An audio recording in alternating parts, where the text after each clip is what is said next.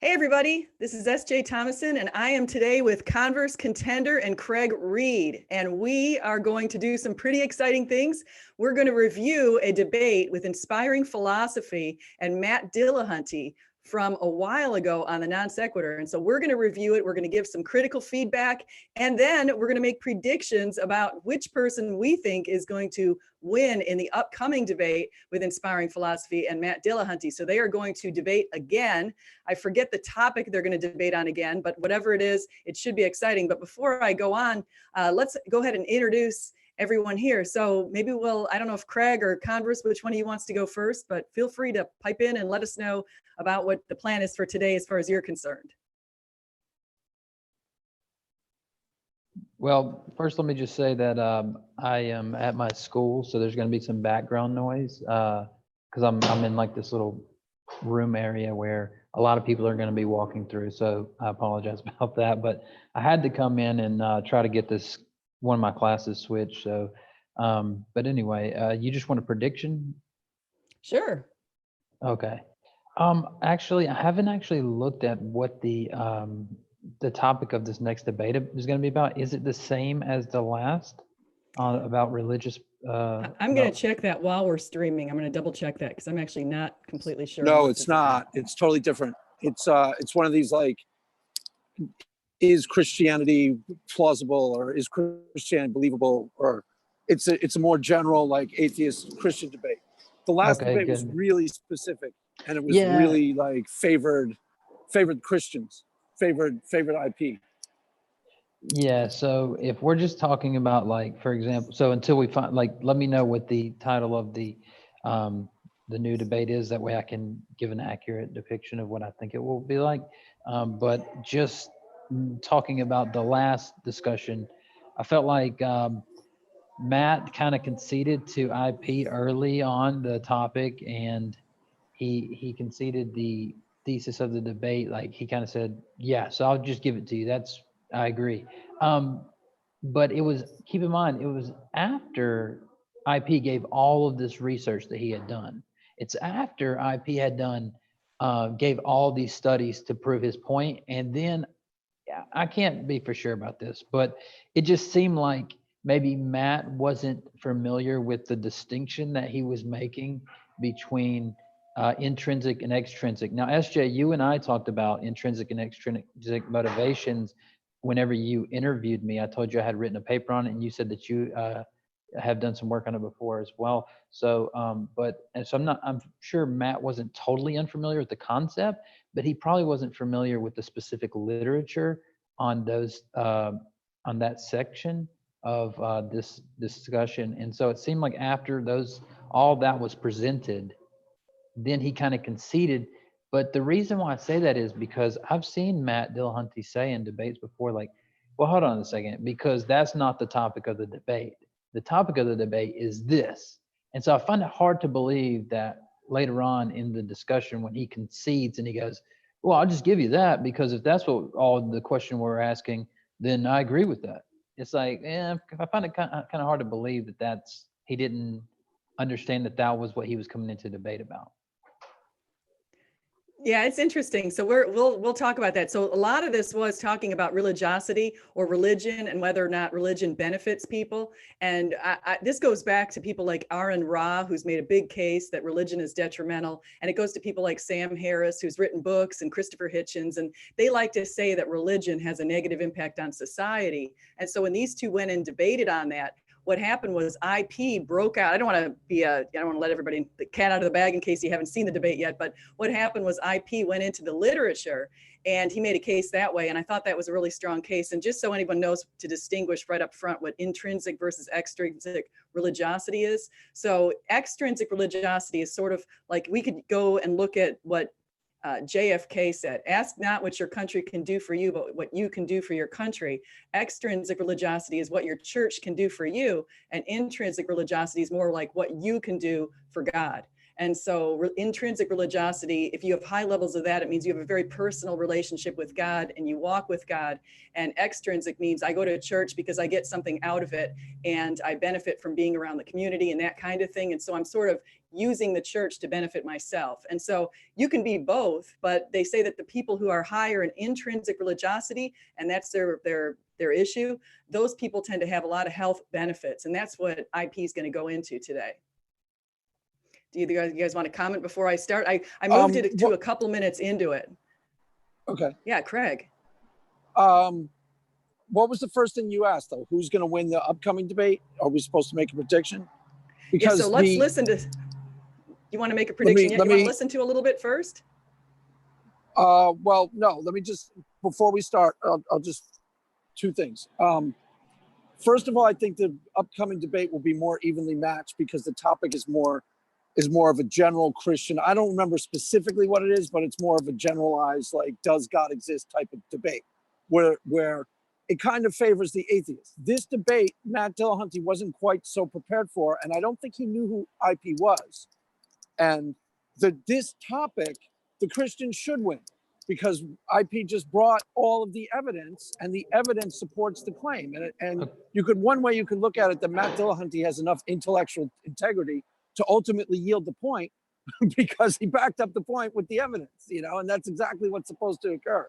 And I was just going to ask Converse, does anything to add on extrinsic versus intrinsic? What's for how Stephanie defined it? Yeah, so I'll add this. So extrinsic, like when we're talking about motivation, which is where I really wrote, I wrote a paper on this in school when I first started college. And basically, like, take for example, extrinsic would be things that are external to you that you get for being motivated. So for example, the carrot and the stick, a reward or a punishment would be extrinsic motivators.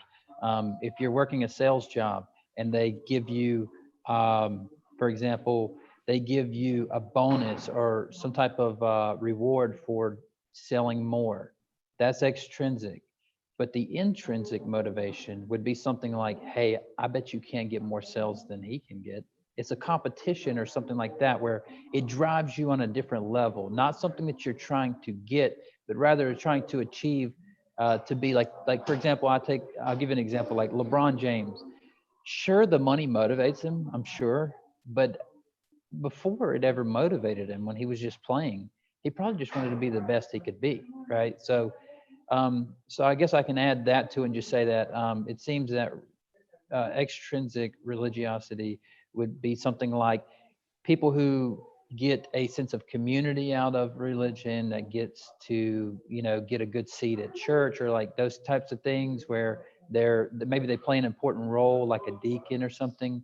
And then the intrinsic would be, the people who are, I guess you could say, would be reading the Bible in their home and more, have a more spiritual walk with God, that kind of thing. So maybe that'll help to clarify. Again, sorry for the background noise, but one more thing I want to add is I just looked up the title of the debate on my phone here. And so the new debate will be called, "Are There Good Reasons to Believe in God?" So I think that's actually going to be worth talking about.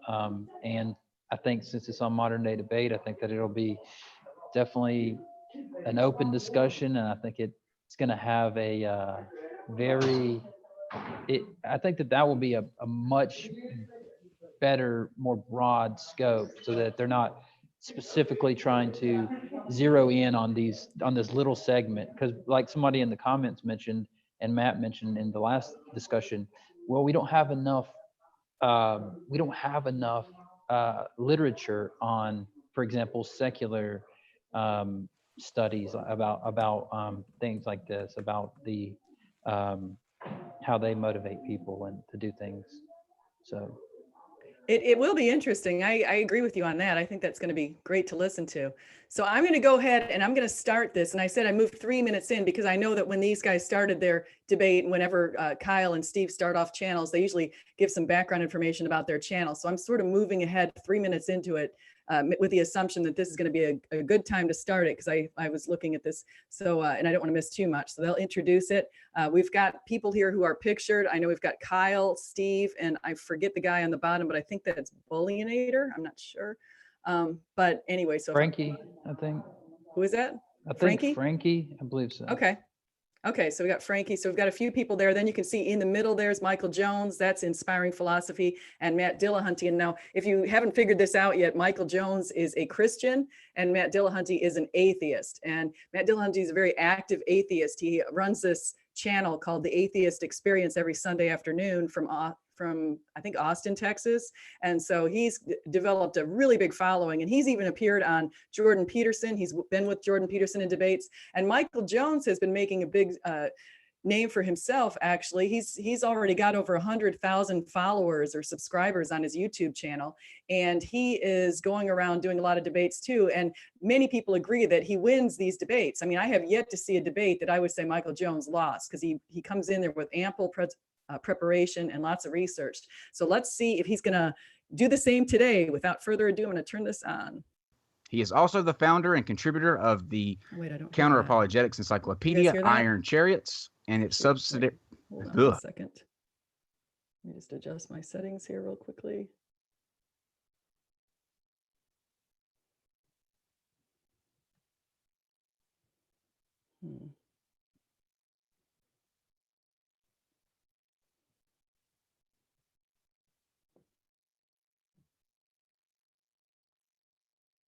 Okay.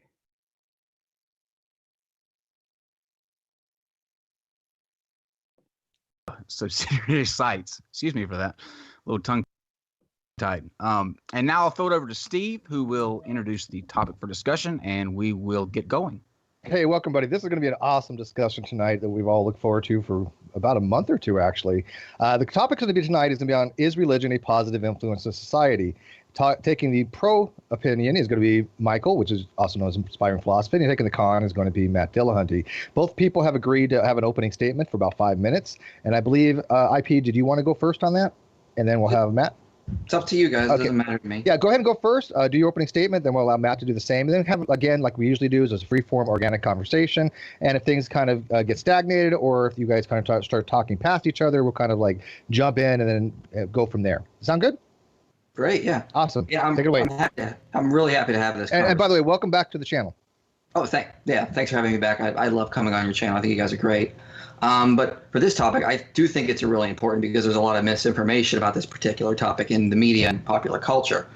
I mean, a lot of atheists today, specifically new atheists, have argued that religion is, and I've heard this used, poison or like a virus in society that must be eradicated so humanity can leave behind our Bronze Age superstitions. So worded something like that typically. However, most of the time these claims are made with little evidence or no evidence to back it up.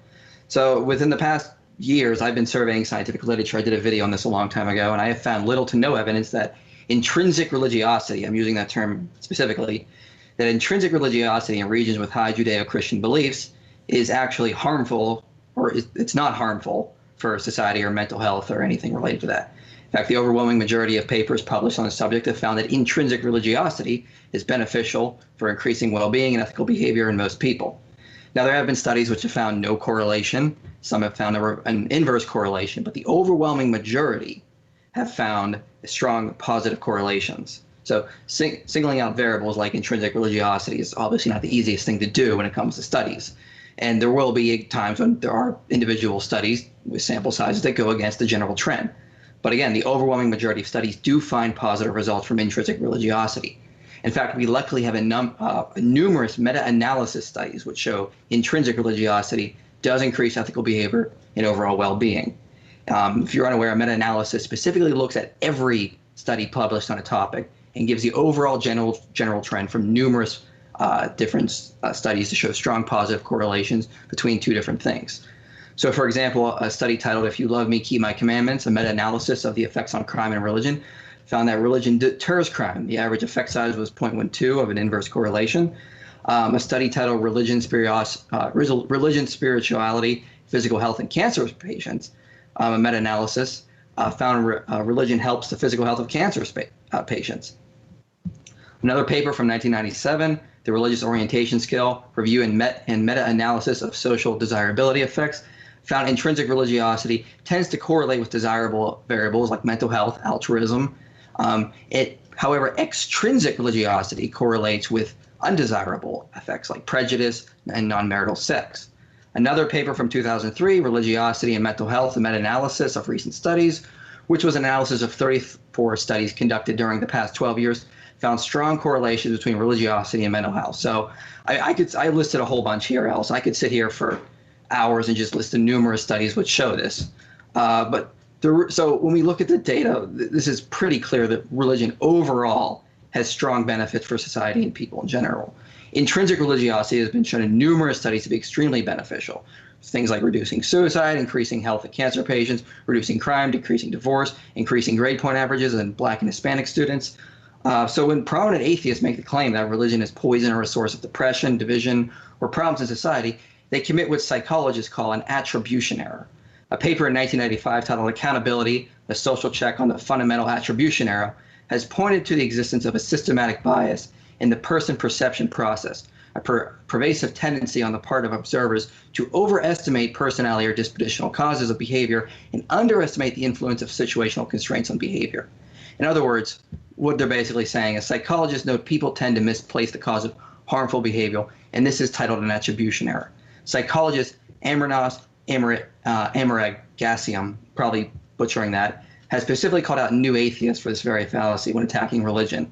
The fact of the matter is numerous studies show religion is beneficial for modern society, and calling it poison is not backed by the overwhelming amount of scientific data.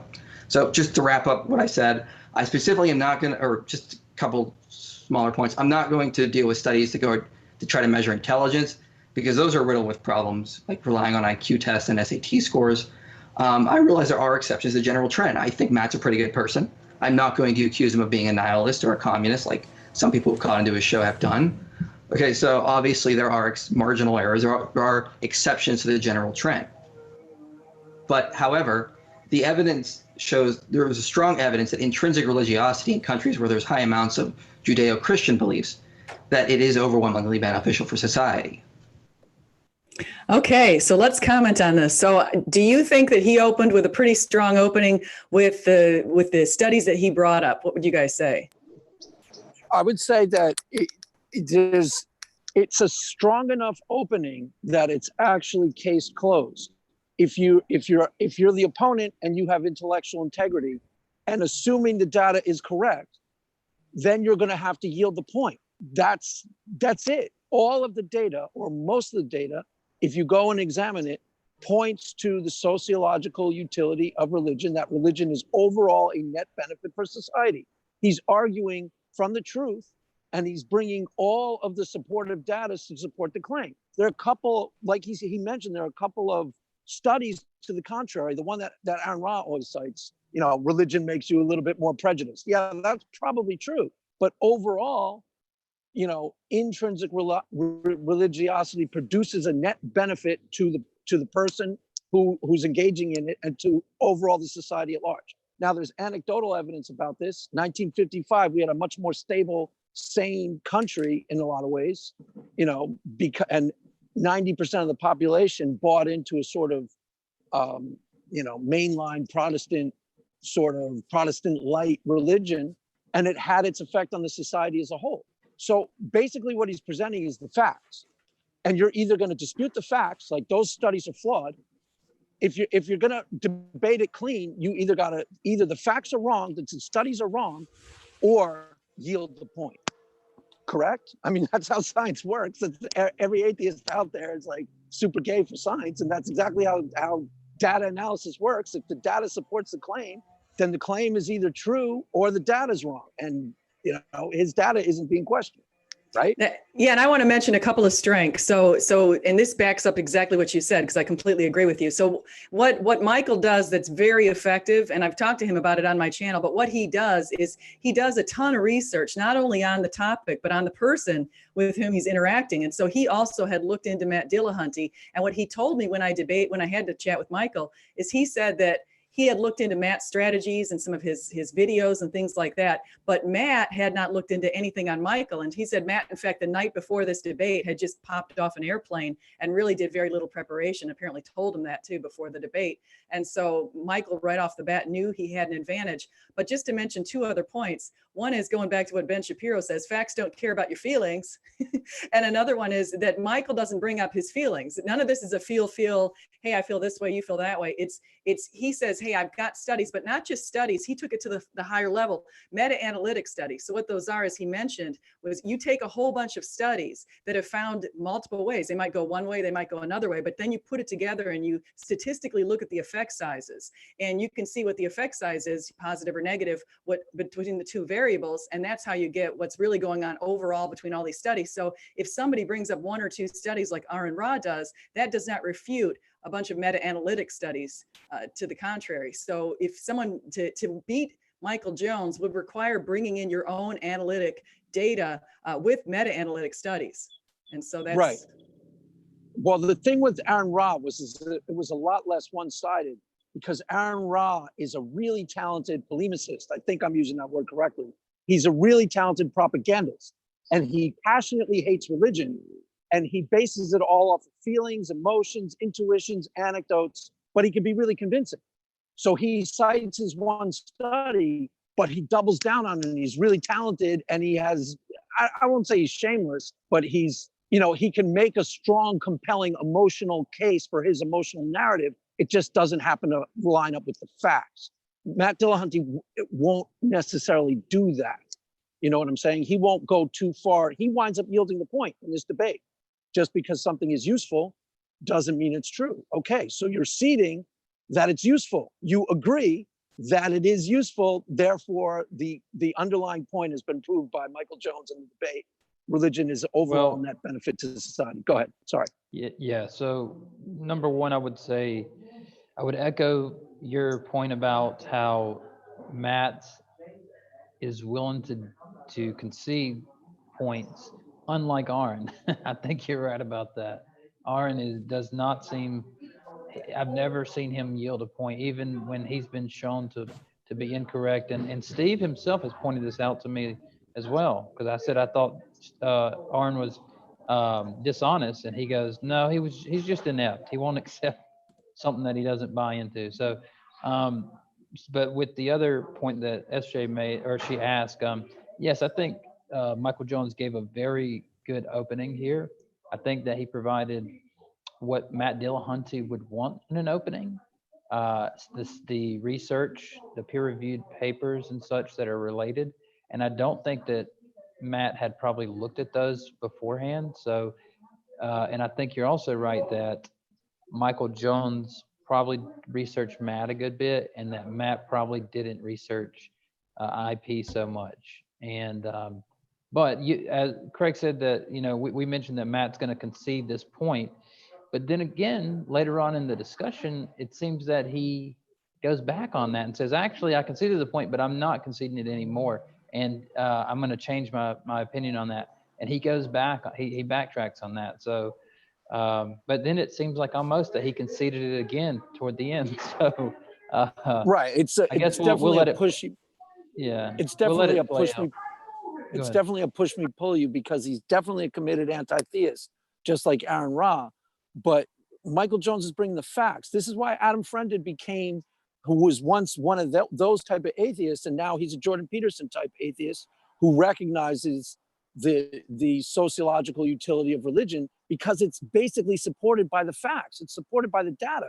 He's not recognizing, because they're still going partially off of their emotion. I really hate religion, so these facts can't be completely correct. But it doesn't work like that. You might really hate religion or passionately detest religion for some other bias, or you might have a good reason for it. But overall, the facts support the conclusion that it is a net benefit to society, and 80% of the data backs it up, to the point that we can almost say that it's a fact, right? Yeah.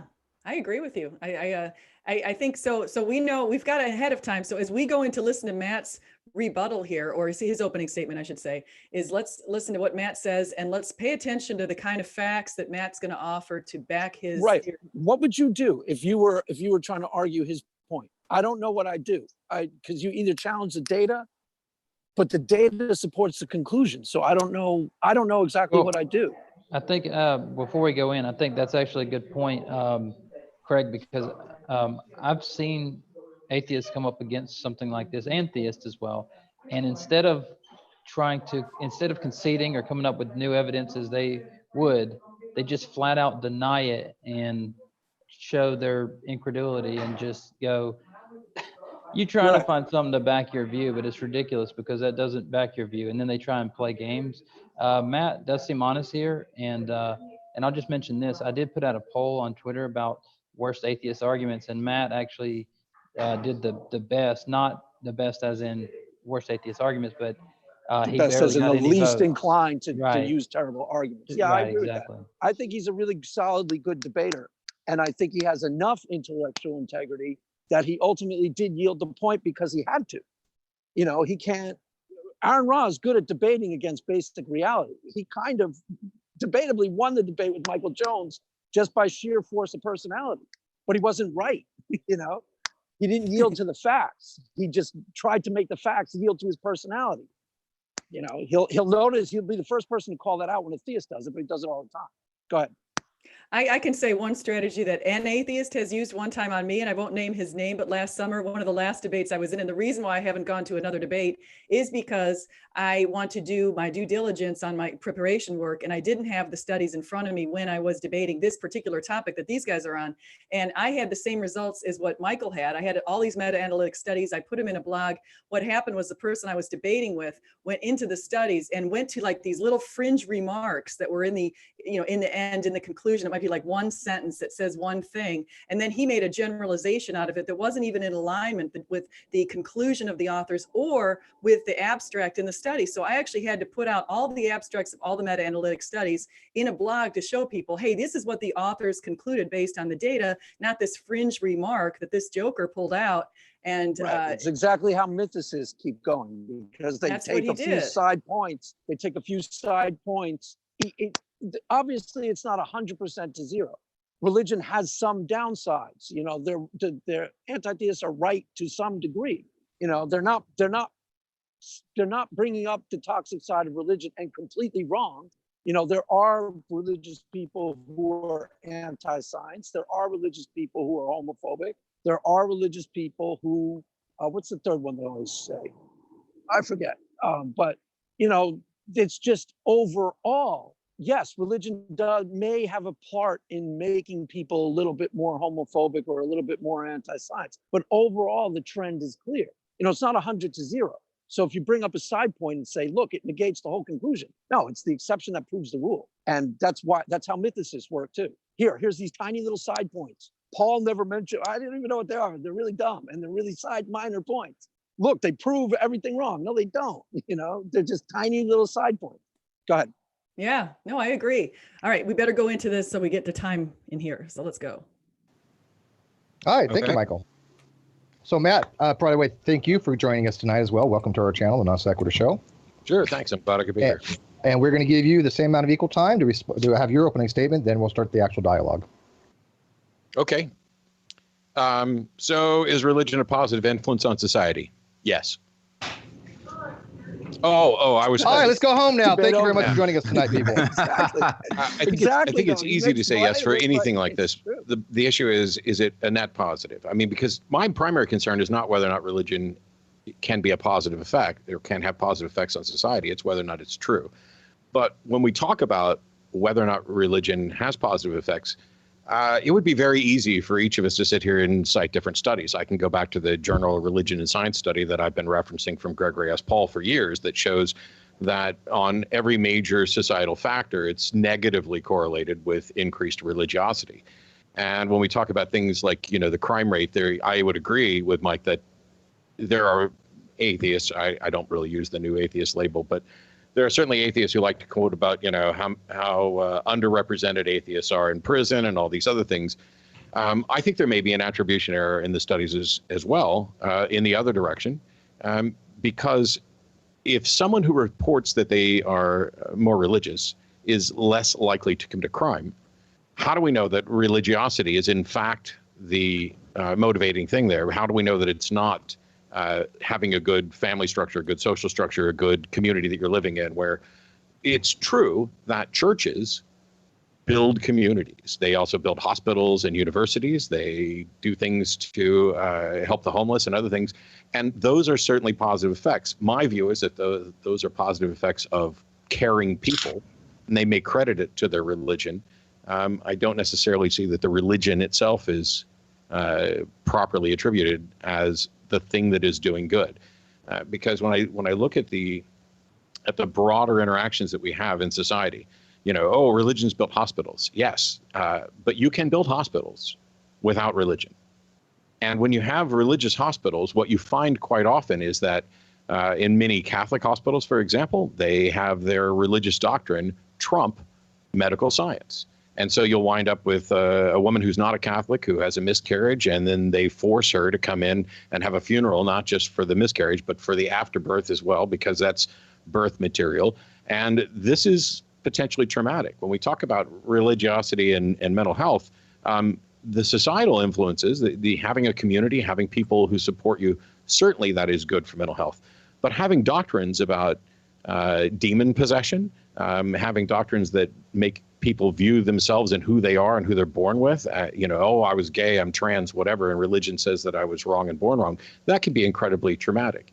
Universities that teach good reading and writing, but bad science, which is sometimes the case when you have religious schools, religious homeschooling thing where there's no oversight and they just teach like anti-science in some of them. There's no denying that religious teachings can inspire people, can give them hope, although I think there's a good argument to be made that quite often it's false hope.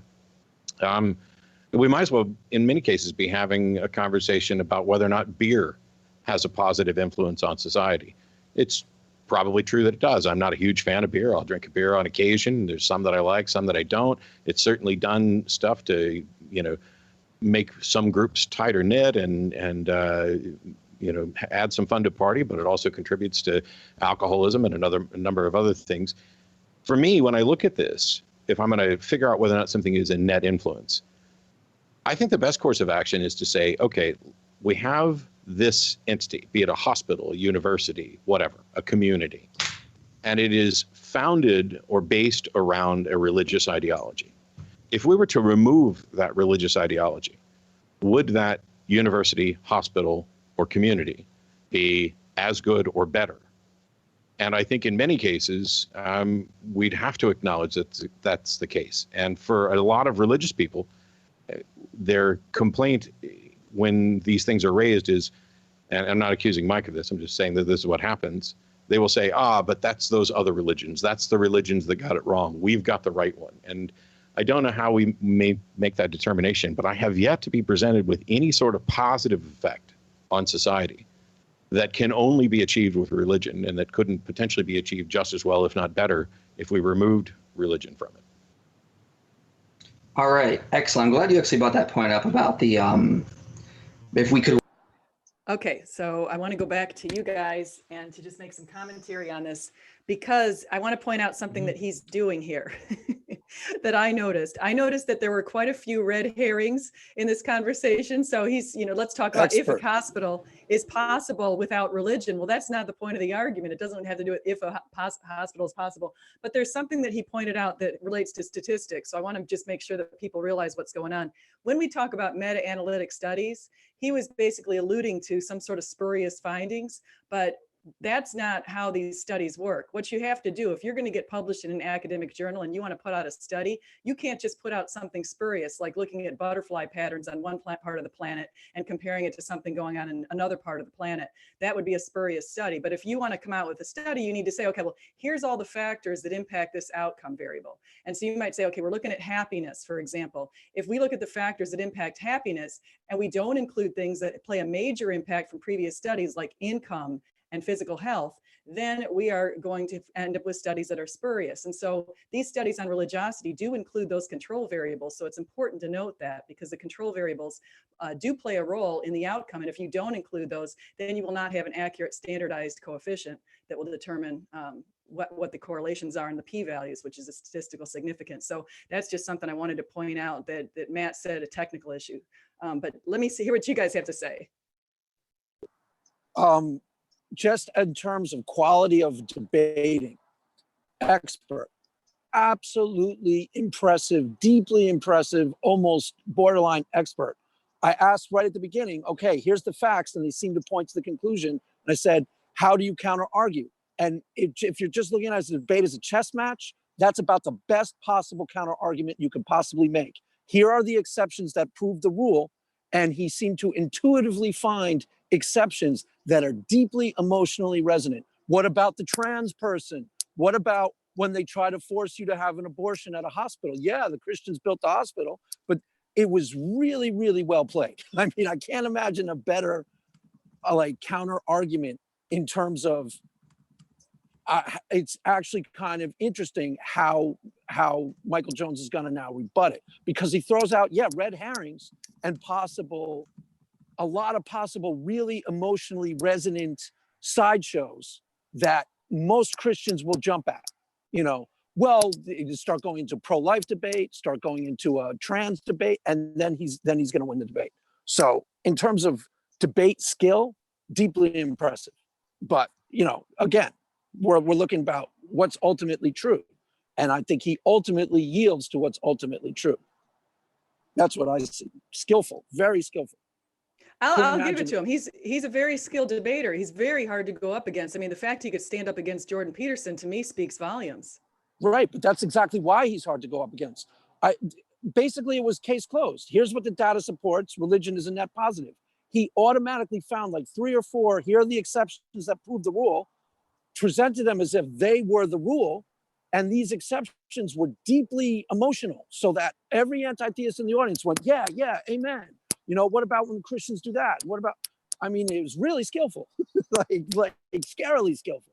So no, Yeah. you're right. Yeah, correct. And I think Craig's really good at pointing out these little facts in a way that hit home in an easy to digest way like that. It's an exception to the rule. So I guess he started off by saying positive effects, yes. Net benefit, I don't think so. He said, but I'm more concerned of is it true or not? But then he directly jumped out of whether it's true or not and went into the positive effects, which he just said, yes, it does have positive effects. But then he went into something to seemingly try to contradict that, where he pointed out some practice of Catholic miscarriage funeral proceedings, which I think is, while it may be something fair to bring up, it seems irrelevant considering IP's not Catholic. Now, he could just deny that that's a good practice and move on, but I'm sure none of the meta studies that he's looking at, you know, went into any detail about that. Now, he said that, you know, he not only pointed to that, but he pointed to, said that religion teaches bad science while they might teach math and other things. Normally, sometimes they tend to teach bad science. I don't know where he's getting that from, maybe because there was no citation, but I guess he was just mentioning it in passing. He also said, yeah, sure, religion can inspire and provide hope and things like that, but he was wondering if we were to remove religion, would it be better off? Would you still have those things or better? And that's just an argument from silence there. I don't think there's obviously, IP points this out later on, that there's no evidence to support that would be the case. And, you know, here's another thing I might want to point out is that, you know, when we talk about personal experience and things like that, we hear anecdote, right? Where's the evidence? That's an anecdote. It seems that Michael Jones, pointed out the evidence, and that Matt pointed to the anecdotes. It seems like a lot of times in discussion, you know, we hear that term come up a lot, anecdote for the personal experience position, for example. And So, I mean, and I would, partially agree with that, but I'm just pointing out that, the shoe fits on the other foot, so that's Right. a point to, and again, I just second Craig's point about the rule and the exception to the rule, because I think this is kind of an obscure fact that I had never heard of before. SJ, you used to be a Catholic.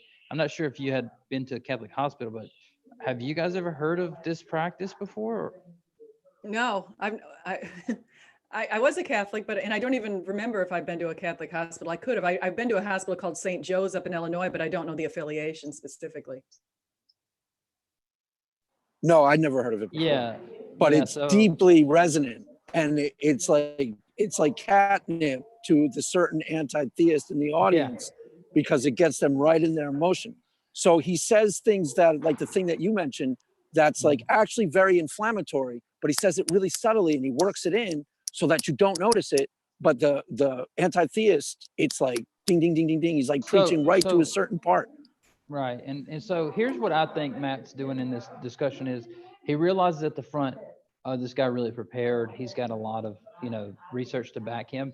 And, maybe Matt didn't have time to prepare or whatever the case. I'll give him the benefit of the doubt, right?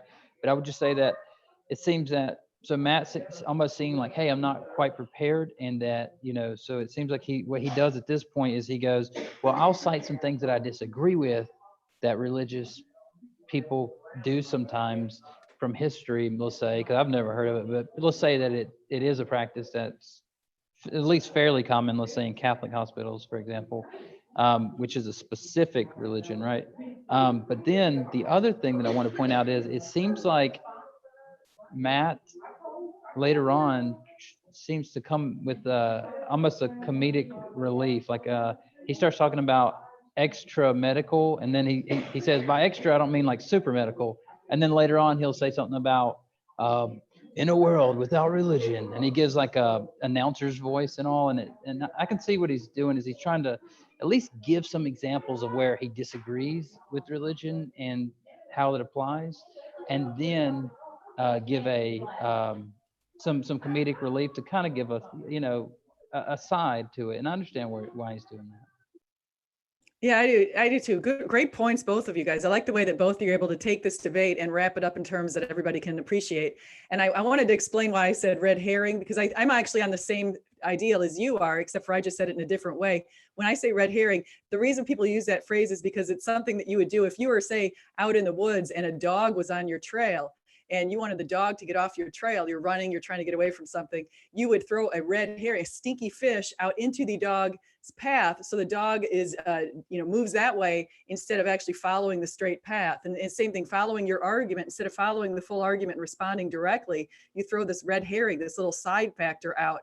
And so it would put somebody off on the path of, hey, let's think about how religion was bad for Joey because Joey had a bad experience in this church. So right, but he did it so skillfully because he used a couple of really emotionally charged ones. Tran, forget it. That can start 15 days of controversy and like abortion. But he put them in really subtly so that Aaron Ra will draw attention to the emotionally charged one and double down on it, and you'll make no mistake that he's going for the emotional jugular. Matt did it really skillfully, just kind of dribbles them in there so that it's possible. I don't remember how this debate plays out, but most Christians are going to jump on the red herring. And they're going to get sidetracked, and he's going to win the debate.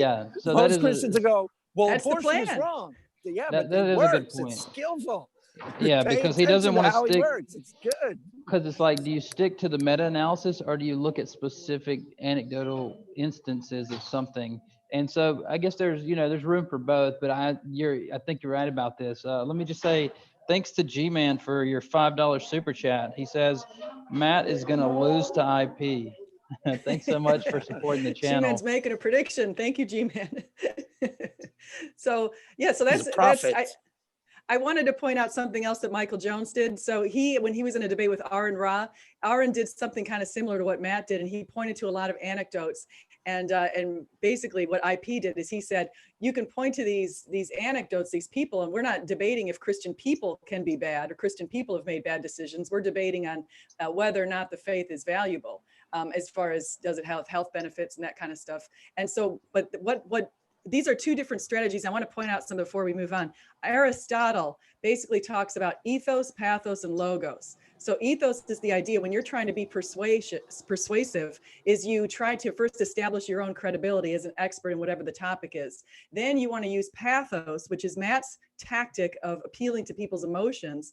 Then you use logos, which is the idea Michael Jones has been using, which is appealing to logic. Well, people who are atheists, who call themselves rational people, and they like science, they usually like the logos approach. So usually that's very effective, but yet you're seeing this idea of this appeal to emotions coming from both Aaron Ra in his other debate and Matt Dillahunty. Yes, and actually, if you read the comments, almost unanimous. There's one or two atheists who say that Matt won the debate, but almost unanimously, the atheists in the comments of this debate say, what's going on? The Christian brought all the evidence and the logical arguments, and the atheist is bringing the anecdote and speaking from emotions and anecdotes. So totally. Yeah, but you know, I agree. You know, SJ pointed out to me, and I thought it was a pretty good observation that she said that, you know, that she sees this kind of with Skylar's show, that Skylar kind of brings that emotional view where it's like, hey, listen, you got, you know, are you guys hearing that feedback as well? A little, that's okay. I got a little background, that's okay. I heard it for a second. Okay, yeah, Skylar and Josh Bowen. He tends to bring the more emotional, like outrage side, like, can you believe they believe this? And then Josh brings the more scholarly approach, the more like logos, you might say, where he's like, yeah, so in the ancient Near East, here's the practices that were practiced. And then Skylar goes, you hear what he said? That's ridiculous, you know? So she said that that's probably benefiting them to have that yeah, that's funny. That's a good observation. It's the balance. And also not only that, but Josh brings in the credibility. So he also has the ethos. So they've got ethos and logos with Josh, and they've got the pathos with Skylar. And so it's clever. So Stephen Steen is in the house. It's effective. That's probably why I started paying attention to his debate squeezing, because it's effective as debate strategy. It's good. You know, ultimately, we need to appeal to them that you the atheist don't just want to win debates. You want to actually find out what's true. You don't just want to win the debate, because ultimately that's irrelevant. It's what's true. See, Michael Jones is actually supporting the truth of the claims, and the data supports it. You know, the anecdotes are the exception that prove the rule. There's a couple of stray things here and there where religion is toxic or destructive, and maybe potentially in a bad way. But anyways, go ahead. Keep going. Yeah, no, good. Great points. Stephen Steen, he says, Matt will be too distracted by Alpha Daddy. Who's Alpha Daddy? Who's that? He's talking about James. Stephen Steen is always trolling James because he's always talking about how he's got that chiseled Greek god jawline and all this. What? I mean, he's all right. He's no actually, Jim Majors. Jim Majors. You know, it's so that was so funny, because that's the girl who calls herself Stupid Whore Energy. She did the most hilarious poll. Yeah, it was like, which is the best looking guy or something like best looking, and she did 4 different versions of Jim Coons. Like it was like modern day debate. You know. I know, she let me out of the poll. I voted for that as well. I voted for modern day debate. So funny. All right, so let's go. Here we go. I'm going to move on to the next portion here. Remove religion, will we still get the positive benefits? Actually, a lot of the studies I cited do single out these variables. I mentioned intrinsic religiosity. This is actually important because a lot of these studies don't actually measure religion in society. They measure different types of religion. The 3 main categories you'll see in a lot of studies is extrinsic religiosity, intrinsic religiosity, and quest religion. Quest religion is just spiritual seekers. They don't really hold organized religion. Extrinsic religiosity is people who go to church or are part of a religion because they want to be part of a social group. They want the extrinsic connections. They want to just be part of a group. Intrinsic religiosity are people who are religious because they want to believe in God. They want to hold to the tenets of the religion. Just about every study I can find on this, and a lot of the studies I cited, noted these differences. They note that their benefits come from intrinsic religiosity, not extrinsic religiosity. Hey, for example, there was a study a couple of years ago, which Salon tried to argue shows. All right, so I just wanted to point one thing out. that may be flying below the radar about what he just said. I wrote it down when Matt said it. He said, look, I'm sure religion can, inspire and provide hope and things like this. And, I think that sure they can give you these, but he said, but I don't know, maybe it's the fact that they want these social things, maybe the social thing, a part of religion, or maybe the community aspect of it, or these other things can, give the positive benefit. Sure. But what IP just pointed out was, no, that's the extrinsic part, is the social group and things like that. The intrinsic part is what's showing the net positive, is what's showing the benefit. So the points that Matt made earlier about, well, sure, I mean, it could be because they, the community and the social groups and all this, that the positives are coming from. But as he pointed out, it's not that. That's what the corollary was, or that's what there was the divide between the extrinsic and intrinsic. The intrinsic is what showed the benefit. So it's interesting how Michael Jones, he did something really interesting, which is if you're a debate watcher, learn to do this. My wife does this and she's great at it. You cannot win my wife in an argument. He didn't move off his point. He doubled down on the exact same point he started with, and he just reiterated it with some more detail. He went back to his point like a bulldog. That's how my wife wins arguments. You can't win an argument against my wife because she just keeps saying the same thing over and over and over again until you go insane. Until you go insane. Hey, you know the rule though, Craig. Happy wife, happy life, right? Yeah, there's nothing that rhymes. I never argue with this. There's nothing that rhymes with husband, so. Yeah. Happy husband, who cares? Who cares? No, one time actually, she literally, this is how good she can be. She once won a debate against me because the cat, we had a Christmas tree and a cat, and she was like, don't let Schnoogle go near the tree. I'm like, Jen, it's a cat. And she was trying to insist that the tree was going to somehow be harmful to the cat. And I'm like, Jen, it's nature. Cats live outside. And I swear to God, she won the debate. I swear to God, I went on for hours. And then eventually I was like, all right, whatever. You're right. I've been down that road before. The dog's not sleeping in the bed. All right. 3 months later, like it's been sleeping in the bed for 3 months. Yes, exactly. You just, which one am I going to lose, and by how much, and what can I live with? All right. I won that one a long time ago. The dog snuggles up right in the middle of us. I know, and it always keeps. She'll be like, "What's your problem?" Like, I'm super hot. Get the thing off of me. I'm sweating over here. Like a little hot box. That's hilarious. All right, here we go. We'll go to the next part. As religious people, religion encourages racism. Well, I read the study when it came out, and I went to this thing. I went to the tables and I looked at all the variables, and it showed that no, intrinsic religiosity decreases racism. Extrinsic religiosity is what increases racism. In fact, there was a negative correlation about 0.7 with racism and intrinsic religiosity. So when psychologists do these studies, like for example, Dr. Tony Jack, for example, they'll note they do separate out these variables. The benefits are coming from the actual intrinsic beliefs about God and their religion and whatnot. You cited the Gregory S. Paul study. You brought that up in your debate with Matt Slick, and I went and I had to find it because you didn't cite the title, but luckily I found it. And I did read that study. It's one study. It doesn't actually call in any sample sizes. It only looks at certain countries where secularism is high. It doesn't pass the normal probability plots test, which is sometimes called the fat pencil test. It only looked at general plots of nations, did not single out religiosity, and did not take other variables into account. Plus, it doesn't really tell us what is the cause. Is it because some psychologists have kind of speculated, does first world countries with increased technology, does that actually increase secularism, or is secularism causing the benefits of society? So it doesn't actually look at that. And for example, there have been other studies. Like for example, there was a study done in Czech Republic, Germany, Holland, Greece, Hungary, Israel, Italy, Mexico, Poland, Portugal, Spain, Switzerland, Turkey, the U.S. And it was called Values and Religiosity, a meta-analysis of studies using Schwartz model. Found across these 21 countries, a lot of the countries where the secularism is happening, that religion was positively correlated with being respectful, helpful, responsible, self-disciplined, honoring parents and elders. The correlation was 0.45.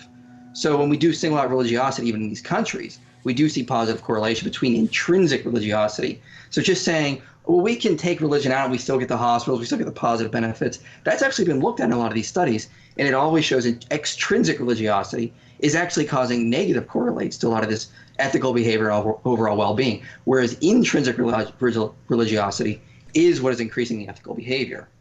I want to highlight one of the points that he just made. I want to see if you guys want to talk about this for a second. One of the reasons why, if you look at a bunch of countries and you try to say, well, it's a good idea to have low levels of religiosity because look at how happy they are in Northern Europe, for example. And Northern European countries and Western European countries are increasingly becoming more atheistic. But if you do that, you have to also make sure you're including factors like income levels and things like social safety nets and that kind of thing. Because if you exclude some of those very relevant variables, you might have spurious findings. Also, there are trends developing in those countries. Those are very recent converts to round-the-clock secularism. You know, one of the things that I pointed out when I debated this is they were birthed out of Christendom. They emerged out of Christian culture, and there's still residual Christian influences that are deep in the culture. And now there are new trends developing that may have a lot to do with secular that aren't necessarily so positive. People aren't getting married. People aren't having kids. People, you know, later and later, things like that. But can I just say one thing real quick? That was expert what Inspiring Philosophy just did, because he pulled the sample that Matt cited and said, by the way, you cited that sample before, and I went and researched it. and here's why I don't think it really, I mean, that was pretty cool. And then, you know, then he just went with a whole bunch of, you know, I thought that was really, really well. Yes. That was a good round for him. Played. Go ahead. I agree. I agree. And let me just point out a couple things about that little exchange right there, or about that little topic there. So if you want to know, like, is Matt Dillahunty trying to win this discussion still? Look at his face whenever IP brings up this guy, Tony Jack. If you played it back and watch, he goes, according to the scholar Tony Jack, Matt Dillahunty gets all close to his computer and starts looking like he's looking up this guy's name to check and see if he is an actual scholar. So, you know, kudos to Matt, because like Matt's like, look, I'm going to first, because if he looks him up and he goes, yeah, well, he teaches at Ken Ham's University, he's going to go, hold on a second, you know, like, so, and then the other thing is, like Craig was mentioning, he said, so IP did a good thing here and something that I'm not that big of a fan of. I think this was a really strong move, but I've done this before, and it's kind of like a slight jab where he said, look, this study you cited, Matt, but you didn't, or the study you were talking about, but you didn't actually cite the title of it, so I had to go look it up and find it. He says that at the beginning, like, cite your studies, Matt. You know, that's what scholars do. He took like a little jab there, and like, I'm fine. I didn't even notice it. Yeah, so I'm fine with it. He didn't go like, but the study you cited, Junior, next time. Yeah. Give us. He's like, yeah, the study you were talking about, you didn't actually cite it, so I had to go look it up. And when I found it, it didn't cite what you said. In fact, it didn't pass the fat pencil test, and there were other studies done as well that analyzed it using Schwartz's model that agree with me. And so, you know, so I would just be freaked out if I cited a study randomly in a debate, and the person I was debating said, yeah, you cited that study in the debate 2 weeks ago. And I went and looked up that study, because that's basically what he did. I'd be like, uh-oh, I better watch what I say. Right. This guy's like, I agree. This guy's like checking my work. He's checking my notes. Like, sure, he's on point. I agree. Oh, yeah, it's good. So, okay, so let's keep going. Here we go. So let me see if I can phrase. I have no idea how you can properly distinguish between extrinsic and intrinsic. I do understand, you know, I come from, you know, a Southern Baptist background, and we were well aware that there were people in the church, you know, hey, they're Sunday and Easter Christians, or they're going through the motions. And, you know, the Bible talks about that there are people who call me Lord, Lord, and I never knew them, et cetera. So this seems to be kind of like the intrinsic religiosity is suggesting that we can get to what people truly believe and what their motivations are. The problem is it intrinsic Christianity that has a benefit, or is it intrinsic Christianity, intrinsic Islam, and, you know, or what versions of Christianity? Have those studies gone through and said, yep, this one, or is it just a broad if you believe this is the case sincerely, and you're not just there for the social stuff, you are less likely to do these sorts of crimes. Because I'm not denying that you can, if you convince someone that if you steal, God is going to mess you up, that can be a motivation for people to not steal. My issue still, of course, is whether or not it's true.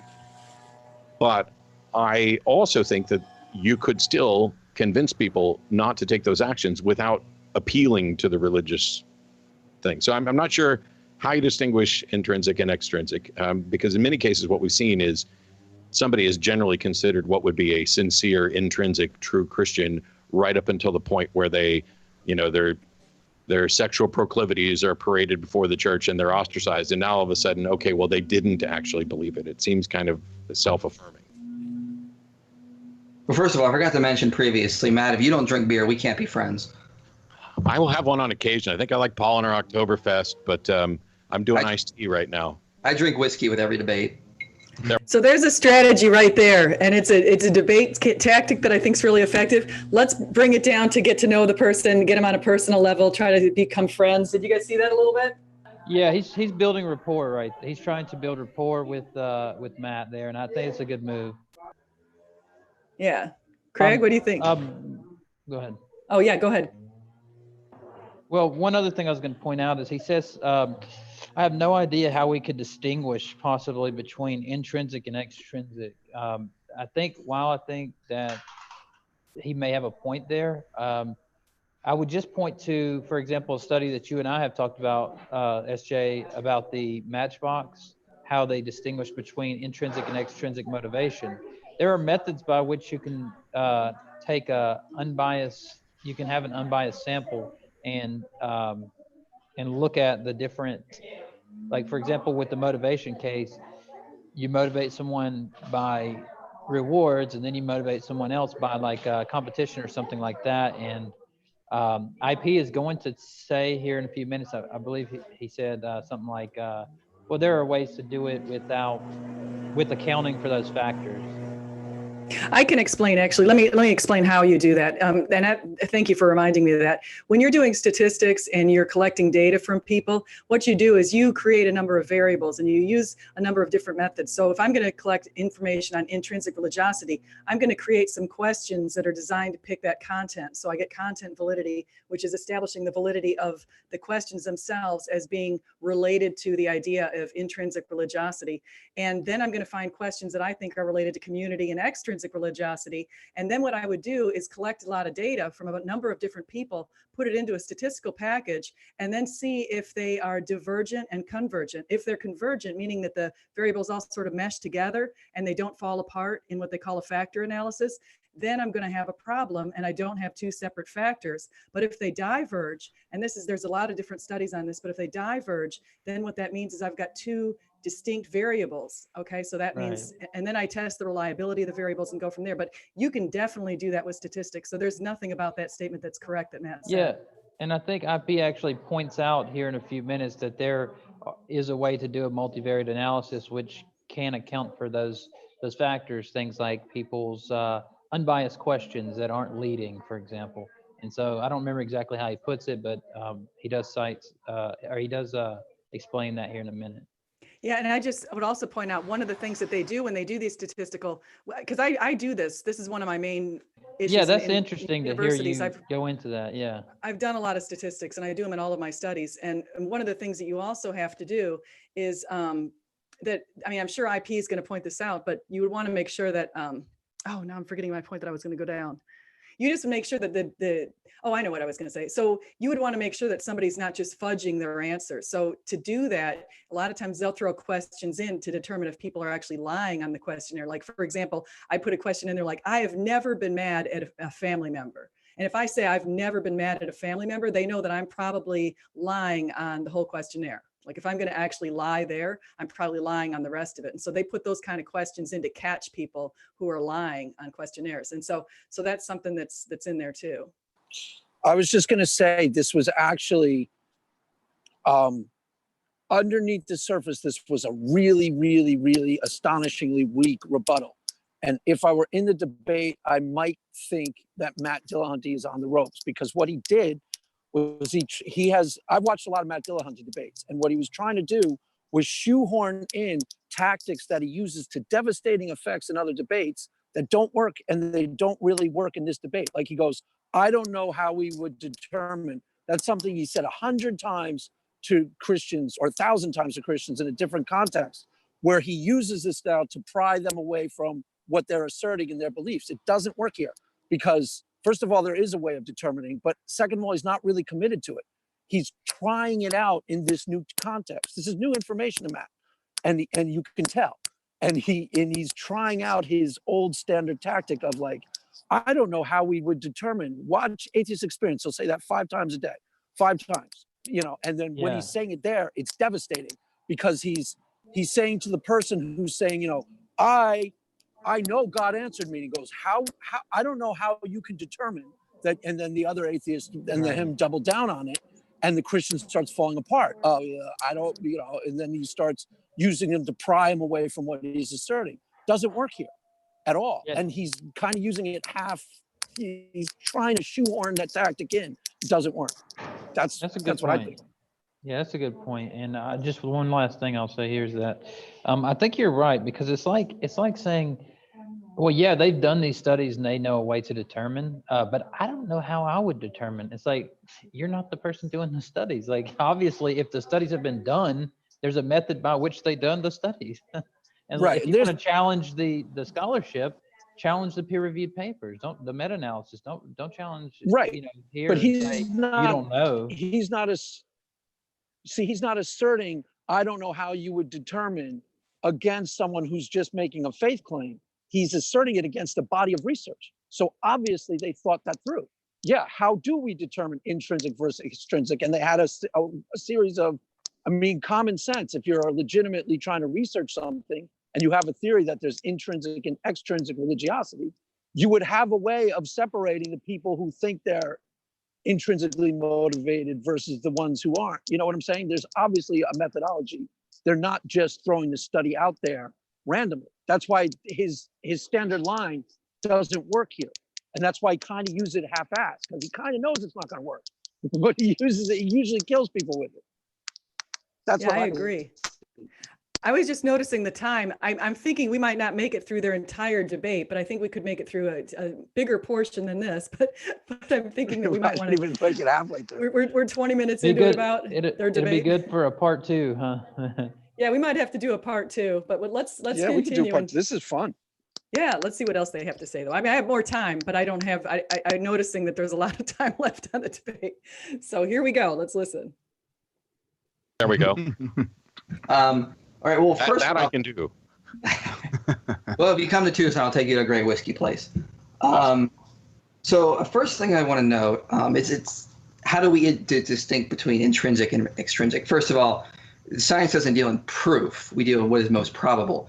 A lot of these studies, they draw people in, they ask them very subtle questions. They get an idea. Sometimes they'll ask friends. Sometimes they'll look at medical records, statistics and whatnot like that. My wife and I, when we lived in Pittsburgh, we participated in one of these studies, and we had no idea what the study was about until the end, because they were very good at hiding these subtle cue markers, using people coming in who were not actually doing the study. They were, like blind type studies. And so there's actually a lot of interesting ways they go about doing these. But a lot of them do reach the results that it is the cause of intrinsic religion. For example, there was a study, Religion and Completed Suicide, a meta-analysis, which found that, they actually said that the meta-analysis suggests an overall protective effect of religiosity from completed suicide, with about an average effect size about 0.38. So some of them are, there's a lot of work that goes into trying to conduct these studies. It's not like guys sitting around going, let's go out and ask a bunch of people, who here is religious? Great. Who here understand that? No one's doing that. I know. I hate that. I understand that. I'm saying, I know that you can ask subtle questions to get to what people actually believe, but there's another layer to this. If person X, because they've been taught by their religious organization, thinks that suicide is immoral, they sincerely believe that. I'm not saying it's difficult to sort out whether or not they sincerely believe that. It is that belief in their head, which will probably decrease the chances that they're going to kill themselves, is it directly because of a particular religious doctrine, or are they convinced of that alongside a religious doctrine that, you know, you could get rid of the fact that the church says suicide is immoral and they would still maintain that belief for reasons other than it was in the Bible or a pastor taught me? Well, based on the evidence, and again, it's not proof, it's based on probability, but based on the evidence, it is intrinsic religion which is causing these positive effects, which is overwhelmingly associated. I mean, the meta-analysis I cited on crime looked at 60 different studies with all different types of sample sizes, all different types of experiments to conduct. The overwhelming amount of evidence shows that it is what is the positive correlations. It is these actual beliefs. We can speculate that it might not be, but the overwhelming evidence is leading us to that general conclusion. I still don't see how we can create a causal connection here. I certainly see how we can see a correlation here, because if I believe that it's good to go out and help the homeless, it doesn't matter whether I came by that belief through religious indoctrination or a holy book or through some other thing. The fact that I believe it makes me more likely to go out and do this. That is about what the individual believes. I don't know how we tie that to religion as a cause anymore. Let's go. Two quick things. First of all, it kind of backs up what I said, because he's trying to shoehorn that. I don't know how you would determine who's intrinsic versus extrinsic. And Michael Jones answers him. There's a methodology behind it. That's why that tactic doesn't work here. And then he starts saying there's no causal relationship between the religion and the good behavior. But in fact, there's a really strong one. People aren't going out to help the homeless, irrespective of what the church doctrine is. The church literally teaches you to go out and serve your fellow man. It's literally in the Bible teaching you to do that. And they're saying that's how we follow Jesus Christ. That's how we prove that we're Christians, because we go out and serve our fellow man as the Bible instructs. I mean, you can't say the Bible, you know, has this bad thing that it tells you to do, and that's really, really causally related to people's destructive behavior. But when it tells you over and over and over again to do socially beneficial things, it's not causally related. It's ridiculous. Of course it's causally, deeply related. Go ahead. He jumped into something. I agree with you completely. He jumped into something that is like an atheist trope. They'll always say correlation doesn't equal causation. Well, we don't say that correlation equals causation unless the study proves that through statistics. And you can show causation. And what you would do is you have to do time series data. So for example, if I said two variables are correlated, like happiness and religiosity, and someone's going to say, well, are we sure that it's religiosity that's predicting happiness or correlated with happiness, or is it other factors? Well, if I just collected the data in one time, like at one point, then I can't really show it's causal. I can only show that the two things correlate. If I collected it where I collected a bunch of data, maybe at year one, and then people made some changes in their life, some maybe became very religious, and then I looked at if those changes made a difference at year 2 or year 3, then I can show that there's a causal relationship. So studies really do a good job at distinguishing that. But the atheists like to jump on this a lot of times and say, well, correlation doesn't equal causation, as if that's what you're implying, when you weren't saying that. We're just saying, well, there's a positive relationship between these variables. If it's not time series collected, then we can't show that. Right. But then he also goes on to say that, you know, if somebody is like biased against taking their own life, we can't prove that that has anything to do with their religious training. But it's right there in the religious training. That's why. It's like if you go to Iraq today, you can't buy a drink. Why is that? Because the Quran has warnings and admonitions against drinking. Duh. That's exactly why there's no alcohol to be bought. It's a strong correlation, because it's the actual cause. It's like in 1955, the one I keep going to. You could leave your doors unlocked in the United States of America and any town, USA. Because why? Because most of the people, 90% of the people, were Christian, religious. So you could leave your doors unlocked. There was a lot less crime. Once the religiosity left the country or decreased, crime increased. Hello.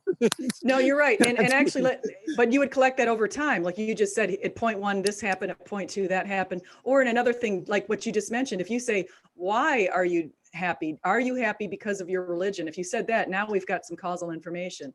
And for JB in the audience, I just want to point out, of course, I would count 3rd, 4th, 5th, 6th variables. Whenever you're doing a regression equation or you're putting these things together, you'd want to make sure you're including not only the variables of interest, but anything else that might be needed to be as a control factor, like someone's demographics or something like that.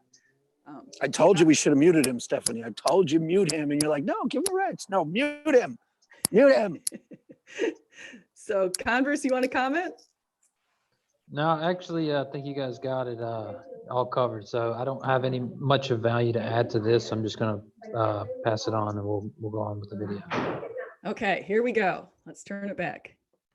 More than saying, I first learned about this, in kindergarten. Therefore, if you go to kindergarten and you have to play with other kids, that, reduces this.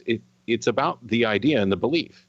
And certainly, religions have had kind of like a privileged position in society. It's tax exempt status. It's the de facto, hey, you move to a new town, you can come to our church. And there are secular communities and secular humanism, other ethical views that haven't had nearly the time or the benefits to try to establish those same things. So I'm fine with the idea that a religious teaching can instill an idea in someone's head that can make them a better person. So on that front, I've already acknowledged that, religions can do good. My issue is more like, is religion a requirement to get to that point? Or can we encourage people to be good and perhaps even be better if we, don't begin with a religious ideology? Which may not be the subject of the debate, but I just wanted you to know what my objection was. Well, that's fine. That's not really the subject of the debate. I mean, for the subject of the debate, I would say that if you agree, then you agree. It's like, that was basically what came prepared to say. But if for your argument that we would need to see if we could get, I would want to see some studies done on this. There's not actually been that much, and I was trying to look pretty hard to find some sort of study that I could look that would say, can we get these benefits without religion? As far as I can find, the studies I have read, like the one on religion, delinquency, drug use, crime, self-control, a lot of them argue that the religion is what is directly the cause. Obviously it's not proof, as I've said numerous times, but it does show that if you do remove the religion, these other things, these bad behaviors will go up based on their analysis. I don't buy that at all, because that's what the studies say at the end of the day. Well, then they're mistaken, and here's why. To say that in all these instances where someone is wet, we saw that it was raining. And then to say that if we remove the rain, people won't be wet. That is essentially the path we're going down with this sort of argument. Because I'm looking at this as there are good ideas that we can put into people's heads, and religion can, in fact, put those good ideas into people's heads. But when I look at, is religion a positive influence on society, it's not just can and does religion, and I guess we'd have to pick out which ones we're talking about, put a good idea into somebody's heads. Is that the best way to put an idea into somebody's head? And are religions also putting a lot of bad ideas into people's head alongside those good ideas? Because if we're going to say, is it a positive influence on society? And it turns out that, yes, it has positive influences on society, but that on the whole, it's a negative, that, it's divisive, or the baggage that comes along with these good ideas, that to me is where I'm going to have to kind of draw my line on, is it a positive influence on society? Because if all we mean is, does religion, and this is the weird thing about religion and religiosity, because we're always talking about people. We're talking about people taking actions and then attributing it to their religion. In many cases, it is, I took this action because I am sincerely convinced that this is the best course of action. And you could be convinced of that through a religion, whether it's true or not, through many different religions, and they can't all be true. Or perhaps there are methods by which we can encourage those same ideas without a religion. And so like I said in the opening, if I'm looking at religion and whether or not it's a positive influence, I think one of the tests would be to remove it. And you're implying or saying that the studies say, it looks like when we remove this, the good benefits go away. Except I think we should comment on that. I know we don't have too much time because we're already almost an hour and a half into this, but let's talk about what we have noticed in places where they haven't. Well, actually, let me go back. Let's talk about prior to Christianity, even people like Tom Holland, who's an agnostic, And I just heard an interview with somebody else who was talking, Francis Fukuyama. They were talking about the value of Christianity to society and the changes that Christianity's brought about since the Roman Empire and since Greek times. And it goes into the value of the individual and the little guy. And that was a new thing for Christianity to bring in. Prior to Christianity, everybody was valuing, say, warriors, but they weren't, and the warriors were getting hospitalization. Males with money were the ones who were getting schooling, but Christianity ushered in equal rights for all people, including the little people, and a value of the weaker. And so if we wanted to say, what is society like without Christianity? I think our best idea might be to say, well, what's going on right now in places like Europe, where they're fuming on Christian fumes. They've got some fumes left from the past, and they're living off that, and they're benefiting from the way that we've structured societies based on that in our legal systems. However, we have, Craig, you kind of alluded to this before, we're noticing some things going on in Western and Northern Europe. And we've also noticed some things here in the United States, some big changes in the past, say 20, 30 years since Christianity has been on the decline. Right, totally. And the anti-theist argument is that it's a net positive, and they always point to, Norway, Sweden, Denmark, but it's way too early to tell. And now some really potentially negative trends are on the horizon, and they don't bode well for the future of a society without religion. Now, Matt Dillahunty ceded the point. Basically, the debate did end here. He said religion does produce benefits for society as a whole. And then he changes the debate to, the question I have is, can we do it in a better way? That's the real question. Can you do it in a better way? So far, no, there isn't another way. Yeah, so there's no such. Go ahead. Go ahead. No, I'm sorry for interrupting. Go ahead. No, it's fine. I was just going to pick up on what you were saying, basically.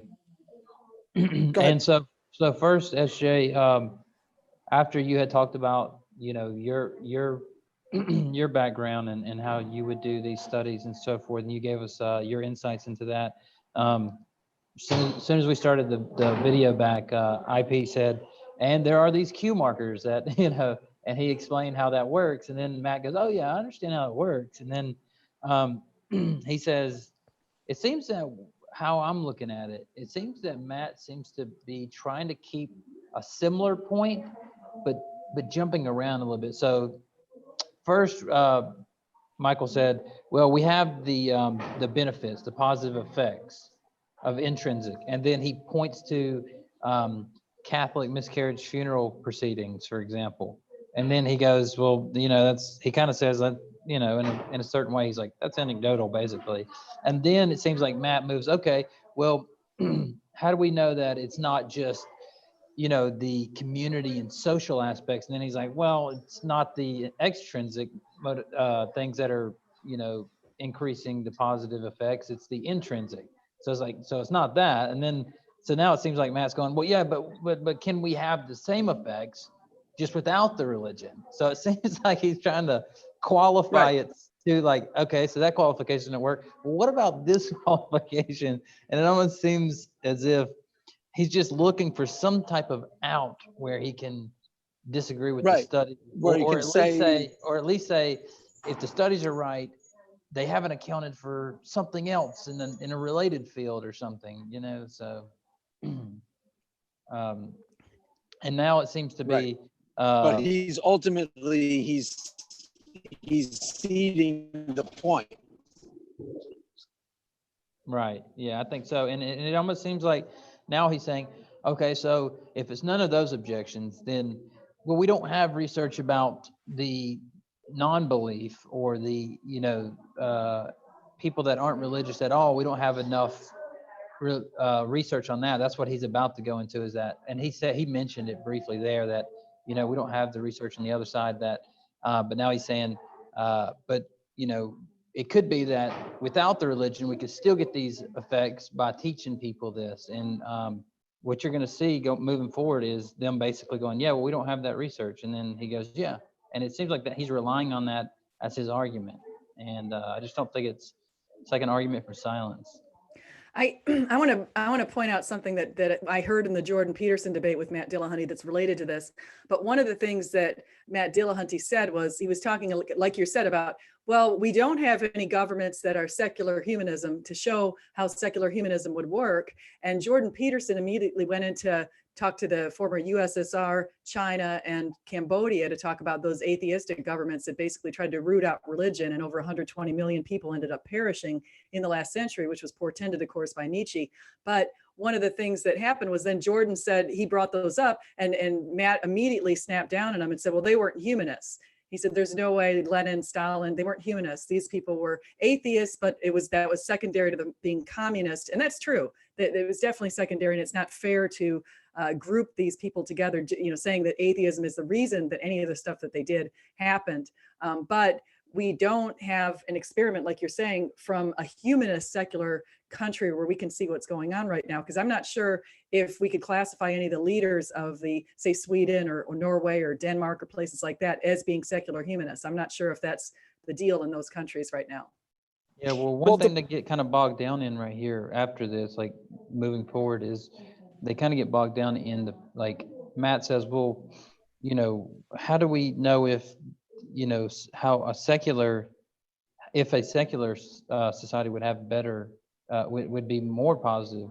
And they basically agree that, well, we don't have that research. And then it seems like they kind of spend just a little bit of time bickering about that point, but it doesn't seem helpful, because when you're looking at what research or evidence you do have, it's almost besides the point to say, well, what about the research that we don't have?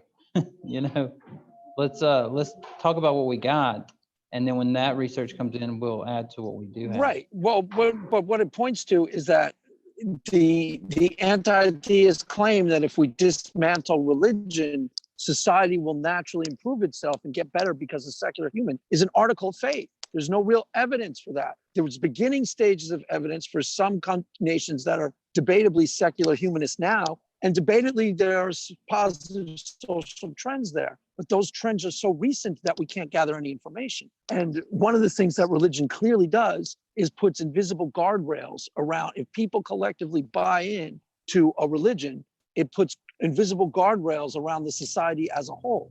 So like I said, you go to Iraq, you can't go to a bar because there isn't one, because there's warnings and admonitions against drinking in the Quran. That's specific cause as to why you can't buy alcohol there and why so few people drink. So the religion itself is being collectively bought into by the entire population, or a huge chunk of the population, and it puts guardrails up against certain types of behavior. When you pull those guardrails down, we don't know what's going to happen yet. Nietzsche predicted hell on earth. That's what he predicted, hell on earth. And other people have seconded that. Someone like Brett Weinstein says, if we get rid of religion, God help us, because we don't know what it's actually protecting us from. We don't know what religion, we can't tell what will happen in a secular society when religion is gone. Anti-theists take it as an article of faith that everything will just become really groovy automatically, but there's no real evidence to support that. And plenty of reasons to really be skeptical of that. Oh, you're kind of right. Say that last point again, because you kind of went out a little bit. There's plenty of reasons to be there. The underlying premise of the anti-theist is that if we get rid of religion, society will start, because of secular humanism, automatically align itself in a way that will bring about much better results. And there's plenty of reasons to be skeptical of that. That's not a given. And most of the evidence would lead you to conclude the opposite. Did you hear me or no? Sure. Yeah, no, I heard. Am I fading? Am I here? Yep. We got you. Yeah, no, that's, and I think you're bringing up some good points. I think one of the reasons that we're not saying like the elephant in the closet is one of the reasons why I think religiosity, or just religion in general, even if it's not my own faith, if it's, say, like you're a Hindu or something like that, the reason why I think it can be beneficial is because we feel like there's a source of external accountability. So even if we thought we could get away with some sort of crime here on earth, we know that there's an external force of accountability that's going to hold us accountable. And I think that to me is a very important factor, because if I think I can just go rob any store and I know I won't get caught, and I won't be held accountable by God, then why not go rob a bunch of stores and do whatever I want, plunder the villages and do all the stuff on Minecraft my kids do. Right. Yeah, Jordan Peterson pointed out that when people go into war in other countries and things like that, where they don't have where they're not being held accountable, or they believe that they have some room where people won't know what they're going to do, or when people are brought into groups that tell them that the morals that they've been brought up with were a sham. You know, sometimes they can do things that will end up scaring them themselves. Like they'll be like, wow, I didn't know I was capable of that. But given the freedom and the opportunity and the fact that it may not be immoral, there's a whole lot you can do that you don't know that you would do, Right. given those That you would give, circumstances. if you gave yourself permission, that's one of the arguments. If you give yourself license, there's a lot of stuff that you're capable of doing that you don't imagine you are. And there's checks on your behavior that are built into society, but they're put there partially by religion. That's one of the where places they came from. I agree. Yeah, those are great points. So, okay, so let's go. You guys figure you got another 15 minutes or so altogether? Does that seem fair? I'm good. I'm however, I'm Awesome. down And for then maybe whatever. we can do it again where we go to round 2. Sure. Okay. Yeah, I think this was fun. Okay, so here we go. Listen some more. And tell me if you want me to break any point here. That hasn't been the case. When we haven't removed religion, and we don't have the sort of samples we would need to look at and say, here are a group of people who were never influenced by religion, or here are people who had religious foundations replaced by secular humanist foundations. The only thing that they can really look at is, here's people who self-identify intrinsically through questions and extrinsically as religious, and here's people who don't, and look at their behavior. But it's not, somebody in the talk that I did with Jordan Peterson the other day, I suggested that, there's never actually been a secular humanist society for us to use as a sample set for this sort of stuff. And he mistakenly said that, yes, there was Soviet Russia, which I beat him up over, because there's no way you could say it was an atheist state, but you can't say it was a secular humanist state because those values aren't there. So it seems like we're kind of conflating. We have a society that's primarily religious, and religions certainly do instill good ideas into people. And I would think everybody would agree that religions also instill some bad ideas in people.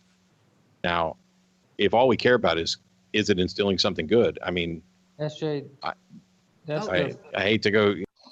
Just real briefly here. That's exactly what I said was about to come up. Was, well, we just don't have any studies that say what I'm thinking like that.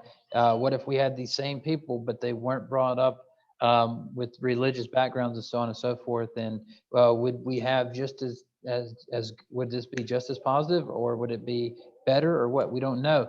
And so while it is a okay point to bring up to speculate and go, well, what if this were the case? Like, when would get this evidence? But it sounds like he's trying to do everything but contend with the actual evidence that we have.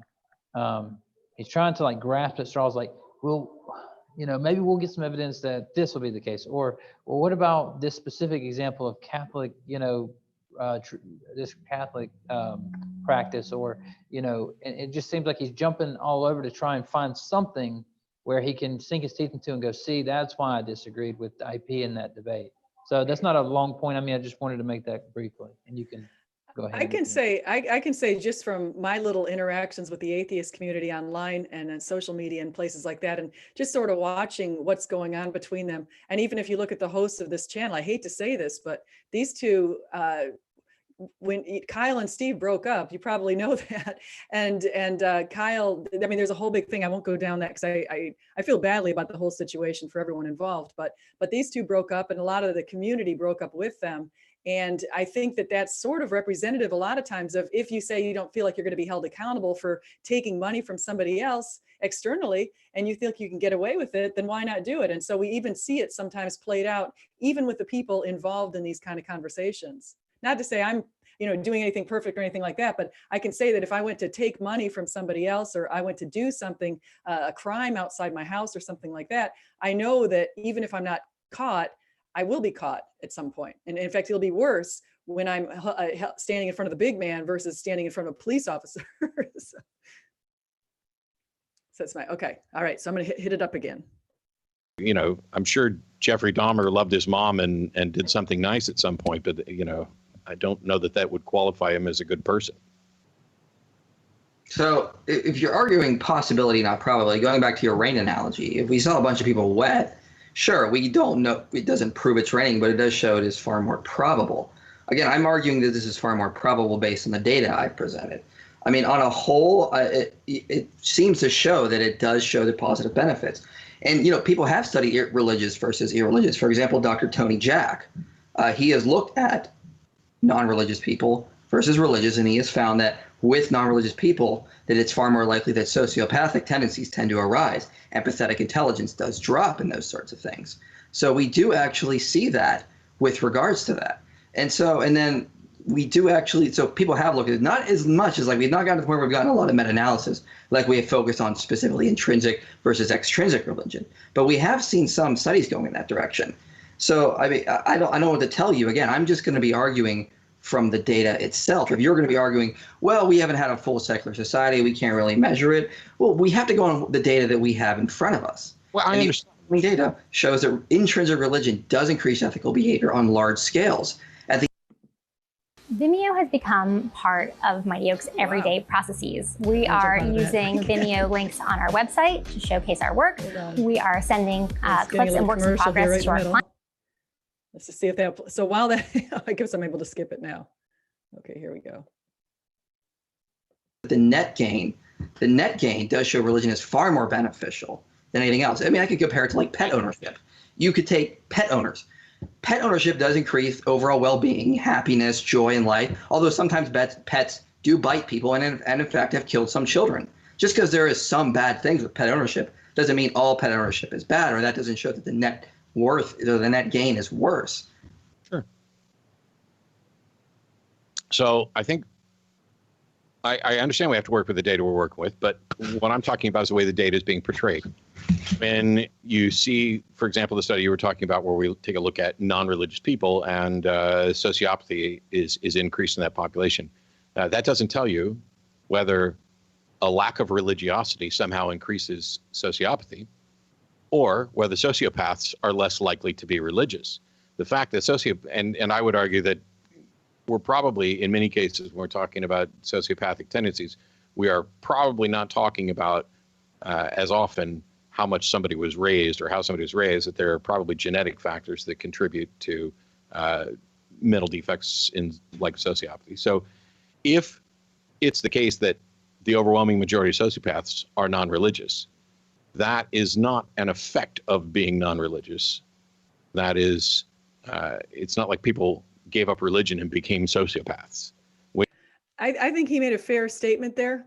What do you guys think? Because I think it's actually fair to say we know they've shown that a lot of these different kind of personality factors, such as sociopathy, which is only 3% of the population, or psychopathy, which is 1%. But we know that a lot of that is inherited. So I think he's making a very fair point that yeah, I mean, I don't even think it's, I would never say that as I become an atheist, suddenly I'm also going to become a sociopath. I don't think that's at all an implication. Yeah, I mean, I agree with that. In fact, I was listening to, I forget who it was, but I was listening to an atheist the other day give a lecture, and he was like, yeah, I pretty much believe what I believed whenever I was a Christian. I mean, it's just, kind of instilled in me, and I don't even dislike it, It was, pretty fair analysis of the guy's on, like, he was almost giving his own psychoanalysis, but he was like, it was pretty fair. And what I'll say about that little interaction there is that Mike Jones, what he said to about is kind of what I said, right? He, instead of saying what I said was, well, we don't have that study to talk about. Let's talk about what we got. He basically said something like, well, we need to rely on the data that we have, and we don't want to talk about possibility. We want to talk about probability. And then Matt kind of goes back and goes, well, no, I understand. We need to talk about the data we got. And but I think that's a fair point. Probability, not possibility, right? So I think that he made my point there in a very succinct way. I agree. And actually, now that I'm thinking, I think what we should do right now, let's go ahead and ask the audience, maybe at this point, to vote.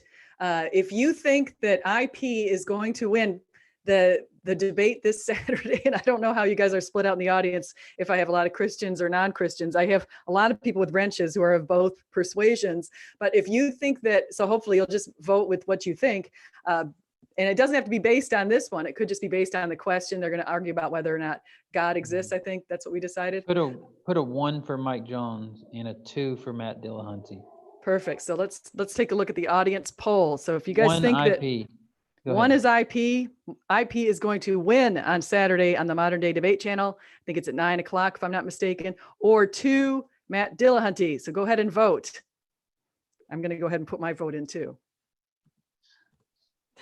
Yeah, and I just want to make clear that although we're taking predictions here, so we're going to, obviously vote here, we're not saying necessarily that there should be a winner or a loser of a discussion, right? Maybe they're going to have a great discussion, and when they get to the end, they go, hey, we both learned some things. But at the same time, like, what we mean by winner and loser is that somebody was they did better in the discussion, right? So, I mean, I just want to make that clear, because you get some ethereal types that go, well, there are no winners and losers in discussions. Like, what we're saying is who did better, obviously. So, yeah, that's a good point. And actually, we want to be fair too. It's this actually what might be interesting to do is rather than come back to this debate, because I think this one, I would say IP pretty much won this one just with facts. But I think for us to go to their next debate that they're going to have on Saturday, and maybe we should do a review on that. Yeah, and yeah, so I think so. And but I just want to point out that that's not it is a fair thing to say there are not winners and losers in discussions. I think that's fair. I just wanted to point out, like I would even say that, like, there's not a winner or loser to a good. discussion. Yeah. But I just the one who made the best arguments. But I wanted to make clear, like, from what I was saying, that we mean who did better by that, just so there's no, argument there. Just for clarification. Totally fair. Sure. And I'm seeing a mix coming in from the audience. I think there's more ones in the audience, but we're definitely getting some 2s as well. And then there's Brian Stevens, who's on the fence. He says he thinks IP is going to become an atheist, and Matt will become a theist after Saturday's debate. Yeah, he voted 1.5 instead of 1 or 2. That's his prediction, that Matt Dillahunty becomes a theist. Yeah. I could see that. So you never know. I mean, he was raised in a Baptist home. Maybe it's just he's not into the Baptist faith. Maybe Matt Dillahunty becomes a Catholic. Right. Or maybe he becomes a Taoist or some sort of like in between Peterson-esque type theist. Yeah. So far we've got about 6 for IP and about 3 for Matt. And then we got a 1.5 from Brian to tie it up there. So maybe, do you want to go to questions? If anyone has any questions, If you have a question, either tag me or tag Converse, because I know Converse is monitoring the chat too, so we can answer your questions and go from there. So we have a lot of great people in here today. I just want to point out, I see so many great people. I see right off the bat, and this screen in front of me, I see David Archibald, JB, G-Man, Brian Stevens, Mike Winter, Coffee Smug, Flash Gordon, Veckel. It's my old favorite people, John Lloyd. A lot of great people in this chat. And there were some earlier ones that are pretty great. So JB wants to know your view, Craig. Who do you think is going to win? Did we ever figure out what the exact topic is? I'm pretty sure it'll be relatively more of a draw. The reason why IP won this debate so convincingly, it's kind of says more something about Matt's intellectual integrity, because the data supports the conclusion, and all he did was bring the facts. And the facts actually point. I mean, if you're a rationalist and you're an atheist, you got to kind of yield to the data and say, that's how I draw my conclusions in life. Well, the data supports the conclusion that he's bringing to the debate. So if you're arguing against that, you're arguing against basic reality. The only way you can do that is to find the exception that proves the rule, find exceptions to the rule. But the general trend is fairly obvious, and that's what the data supports. So Michael Jones won this, and he should have. Saturday is going to be more open territory. I'm guessing that Dillahunty will win it by a little, like 52-48 or something.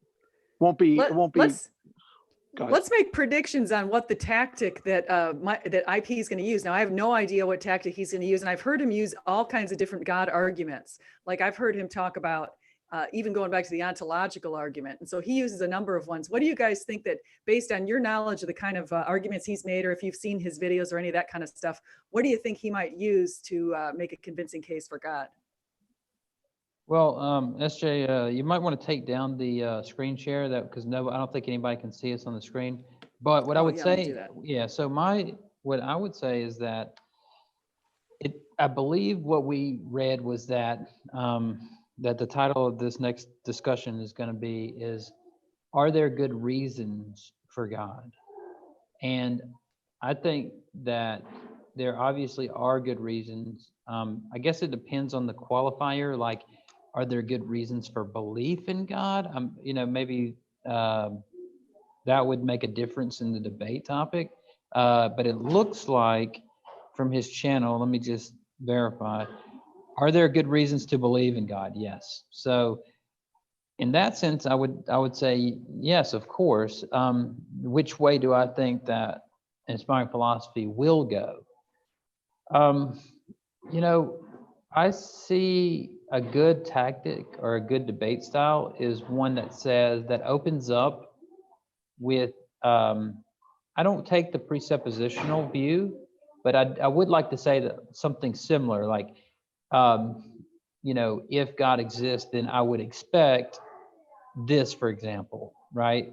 Like, for example, I like to say to people, I don't argue proofs, but rather I'd say something like, wouldn't you agree with me that evidence is something like, it means that given a fact or something, it makes the proposition more plausible than not given that thing. And typically Steve McRae and other people have agreed with me, maybe put it in a different way, but agreed with me. And then I'll say from there, I'll go, okay, so if God exists, we would expect that, for example, nature would be orderly, or, that kind of thing.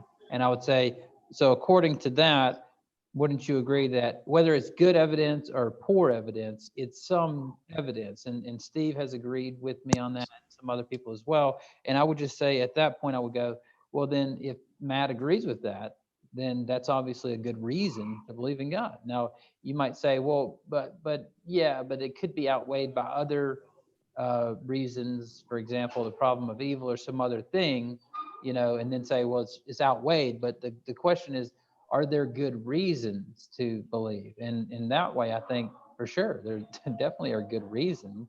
Now, you could just argue that those good reasons are outweighed by better reasons or other reasons, let's say.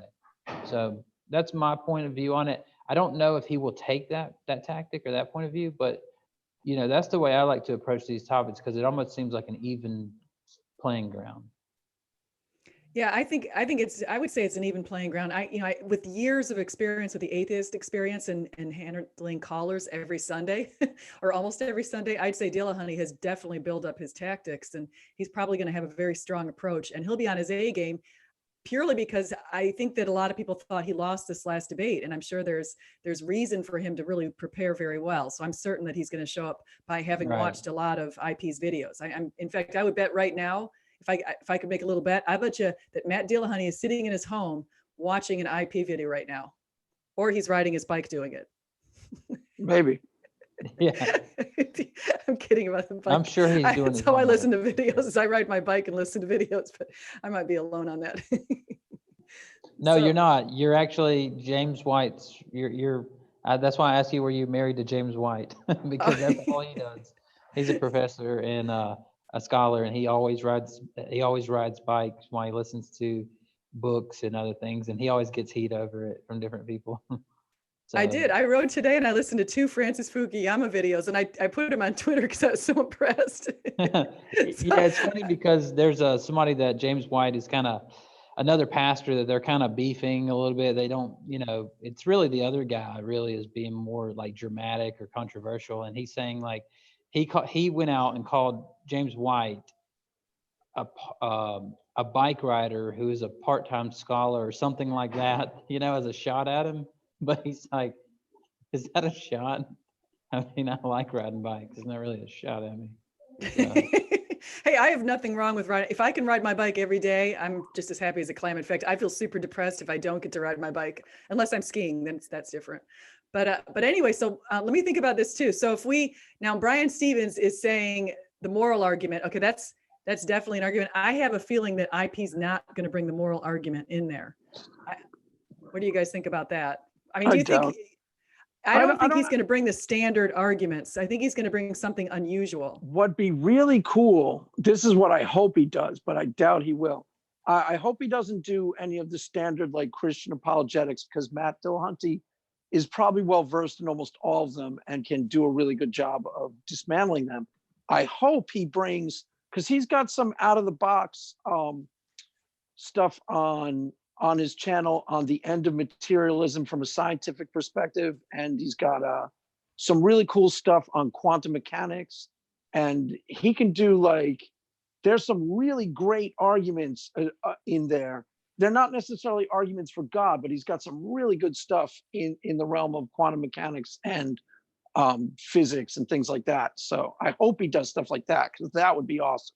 Yeah, he presented something like that, I believe, with in his discussion with Tom Jump, which I hope he brings that. I think it's that the digital physics. I believe it was the digital physics argument. I could be wrong about the title. Yeah, of that, I'm pretty sure that's what it was. It's great, yeah, or parts of it are good. It's strong. Yeah, it seemed like Tom kind of just, I don't know. Tom, it seemed like he didn't take it seriously, but I don't think he gave a reputation of it or anything. I think that it devolved into not like argumentation and philosophy, just like arguments. And but yeah, I think Craig's right. I think that'd be a nice thing to see happen. But I do think that the moral argument may come up. And here's why. It's because if you think about this discussion they were just having, we didn't get to watch till the end, but I've watched it till the end the other day. And I at one point, IP goes, well, we don't want to go down that rabbit hole into the moral argument, and he goes, well, that's part of and he goes, okay, well, if you want to, we will, but I'm just saying it's not part of the topic. And then he goes, well, don't worry about it. And they kind of get off of it. But I'm thinking if Matt rewatches that discussion and or IP, they may think about that and think about the implications of some of these other views that they've been talking about, and then go, well, let's open up that bag of worms. I honestly think that's the one argument that I feel like that has not been that well developed. So I feel like there's opportunity there to really work on that. And so I've been researching that for a couple of years now and trying to find all the academic studies on that. I think it's really powerful if you start looking at the information on it. But which one? I missed that. My wife called. What are we talking about? Oh, the moral argument. If he should bring up the moral argument, I think there's a very strong argument there, but you need time to really lay it out. And it takes a long time. I mean, it took me an hour to make a video on laying out what I have, almost some of the stuff I have so far. So that's kind of a long time. But I think whatever IP does, I'm sure he's going to use academic studies. And I'm sure in fact, I would say, since I said Matt's probably listening to IP right now, I'll bet you IP is probably listening to Matt as we sit here, because both of them do this for a full-time. I mean, this is their full-time jobs. Yeah, I definitely agree with that. I'm sure they're both in heavy research right now. We'll see. When was the debate again? It's at 9:00 on Saturday. Okay, so yeah, I definitely think they're in their studies right now. I think that IP surprises me, because when I think about IP, and like if I'm watching another apologist sometimes and then I watch IP, sometimes he surprises me, and he thinks and he comes out with some type of research that I would have never thought that he would have done, like looked into.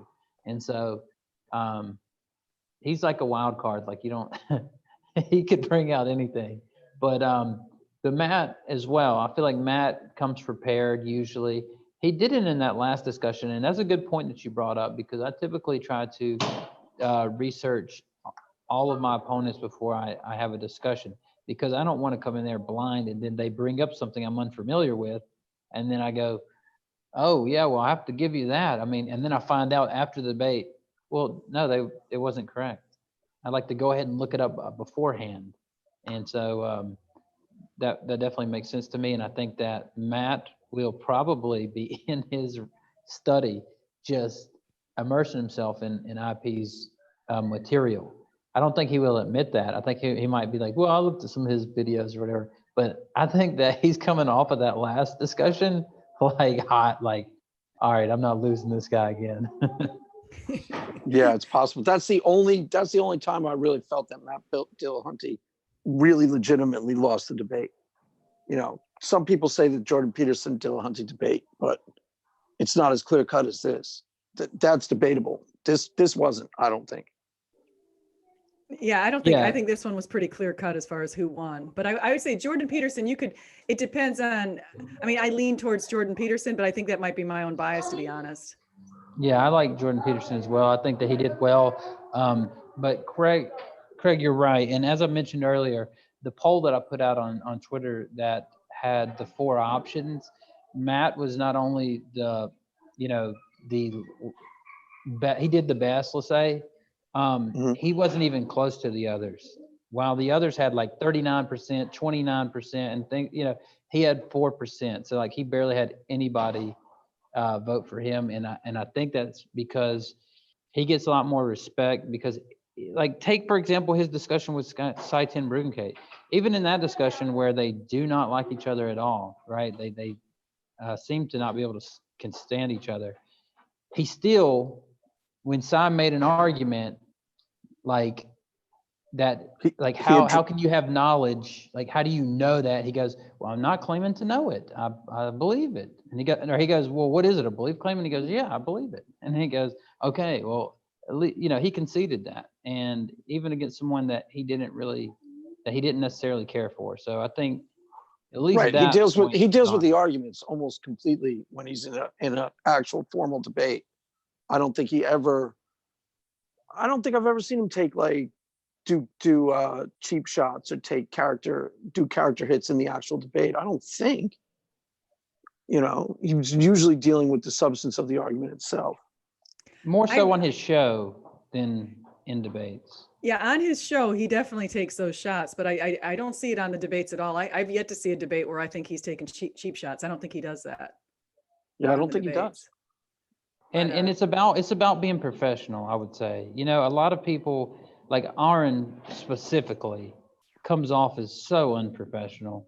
And it's to the highest degree. With Matt, it almost seems like I don't see how they're like really close friends like they are. I mean, I'm sure they have common interests and things, but it just seems like Matt is a lot more genuine a person, although I think that, of course, he's wrong and things like that. But I've seen some pretty egregious like mischaracterizations and lies coming out of both sides, though. So I don't want to make it like it's just atheists, right? Because it comes out of all sides. You'll have Christians doing the same thing. So I just want to point that out as well. No, I've seen that too. I'll be fair about that. And I think actually it was that the debate or the choices of people that you put up on that. You had Skylar Fiction, Matt Dillahunty, David Silverman. And I guess for some funny reason, Craig didn't know who David Silverman was, but David Silverman was the president of American Atheists. And Matt is on the board of American Atheists, and they had a falling out. And so that's kind of an interesting. Was he the one with that whole controversy where there was some sort of like. So he's put a rift in the community because a lot of the community is upset with him. So. That's what I underestimated David Silverman, the amount that atheists do not like him anymore. Not only did he, does he have sexual allegations against him, but he did some misconduct with Matt Dillahunty's wife, if I'm not mistaken. That's wow. So I would just say that I underestimated the amount of displeasure that the atheist community had in David Silverman. I thought that, so I will give them credit for that because he doesn't. And I was actually on with David Silverman on the last Magic Sandwich show. I got to come on and ask him a couple questions. And oh, really? Yeah, I have to watch the Magic Sandwich. Somebody was trying to get me to go on there, but check it out. Yeah, remember I sent you an email about going on there. They wanted. Well, I would be willing to go on there just for a casual conversation, but they wanted me to do an official debate against somebody that I've never, I don't know at all, except for I've interacted and seen him a little bit around. So I said I'd need some time to prepare, and actually it's kind of a lot of time because the particular topic I need a ton of research on. So sure. So that's the issue. But no, you're right. Actually, we're not talking behind. I mean, actually, it sounds like we are talking behind David Silverman's back, so I feel kind of badly. But I would want to say that he made it all public, this whole thing that's going on with everything on Steve McRae's channel. So it's not like this is just a secret that nobody knows. He actually told the whole story on Steve McRae's channel. So and on the Magic Sandwich Show, he came out and told all the details and everything, just like maybe a few weeks ago or so. Yeah, so he's kind of gone through. I mean, that's kind of like hell on earth as far as what I can see, and I'd say Matt probably went through hell on earth too. So there are a lot of inner factions that are going on here that are pretty crazy. I think that I actually did the other contestants in that poll a tacit favor, not unknowingly.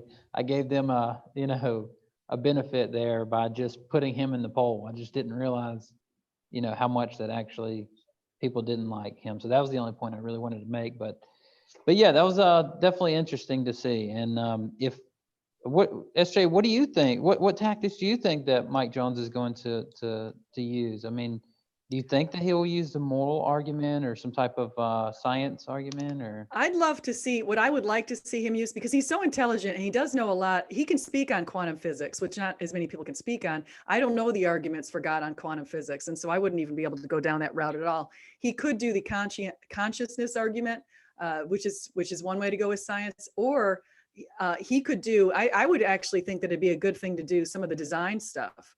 Because I think looking at design, including, say, our DNA and also the way that the Earth is positioned here, looking at the design of the universe and that kind of thing, I think that would be really powerful. And I've heard atheists tell me they think the design argument's among the best. Yeah, I mean, I've heard Christopher Hitchens said that. There's a video of him and Douglas, forget his name. Not Adams. No, not Douglas Murray, but it's he had a debate with Christopher Hitchens. He's a reformed, but anyway, there's a video of them in the back of like a taxi before a debate, and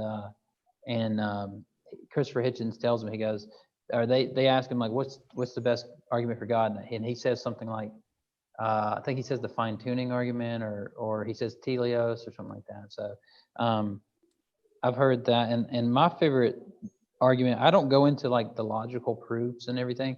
I just go into like, well, doesn't it make sense that if we expect a God, or given the fact, wouldn't it make sense that we would expect order and things like that? So I think you're right about that.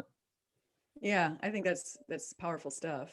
So, and I would say, actually, I'm looking at G-Man. G-Man called into Atheist experience a few times, not just once, because I called in once and it did not go well for me 4 years ago, and I'm still paying the price for it. It was terrible. But you should do it again. You could do I'm it now. never going to do that again. Well, now it would actually go fine, because that was your first public thing.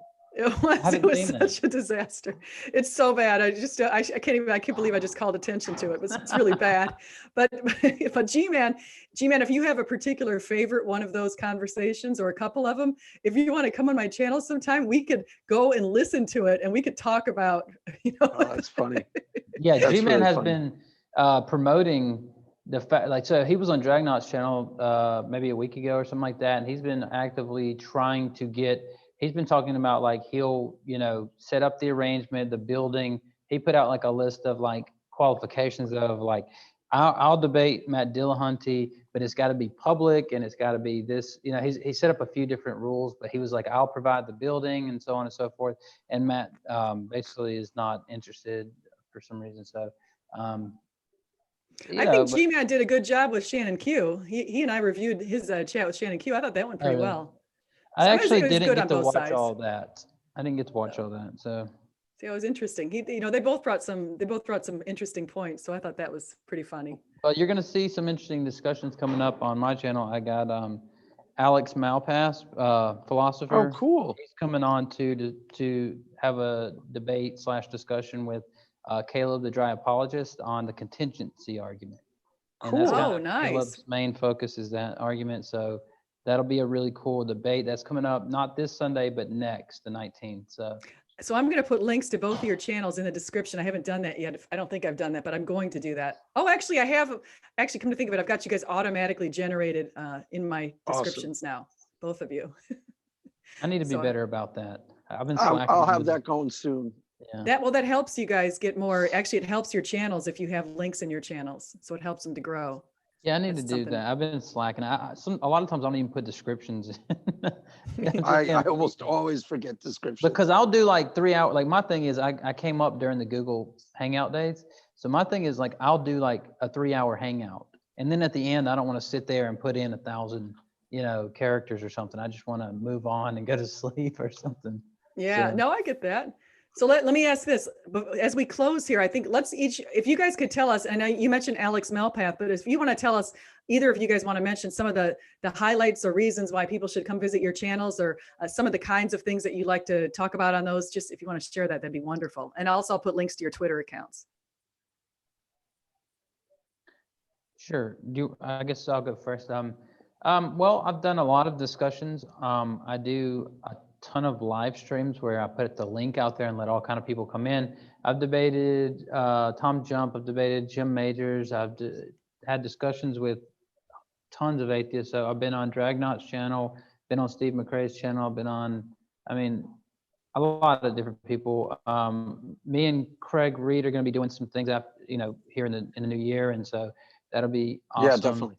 Obviously, SJ and I have been doing some videos and streams together as well, and so that's pretty much it.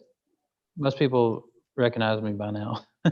Yeah, no, you've been a pretty big that. splash in the last couple months since I started noticing you. So good job. Well, thanks. Yeah. I'm hoping. I just aspire to be like you when I grow up. Yeah, right. Hey, JB says to let Craig know to invite him or her. I don't know if JB's a female or male, on his channel, on your channel, Craig. Who am I inviting on my channel? JB, who's in the JB, can you go to Craig's channel and just let him know? JB is that person on Twitter that tagged all of us, Sir Elf or something like that. Sir Yeah, Elf. no, I Oh, know that's JB. who that is? Okay. Hey, JB. think so. I know. Sir Elf. Yeah, believe so. he's an atheist then. So, Mm-hmm. so he, Yes, JB, let me know if you have a lot of free time. I don't know what your time constraints are, because I might have things you might be interested in trying out on my channel. So let me know. What am I doing? Like saying about my channel? Or? Yeah. What kind of stuff do you run? Like you have talked about Jordan Peterson, and you've done some commentaries on people like Aaron Ross. So I don't know if you want to mention some of that. Oh yeah, Craig puts out all the great material. You I know, do a no, lot- wait, let me before you say that, Craig. About your channel? Yeah. I like watching your channel. I love those little short clips you do about discussions and things. But tell me this: you know who Craig's voice reminds me of so much? What's the guy that that plays in Scary Movie? You know who I I'm never talking- saw a Scary Movie. You know the Scary guy. Movie? Is it called Yeah. Scary Movie? Yeah, it's like Scream meets Naked Gun or something like that.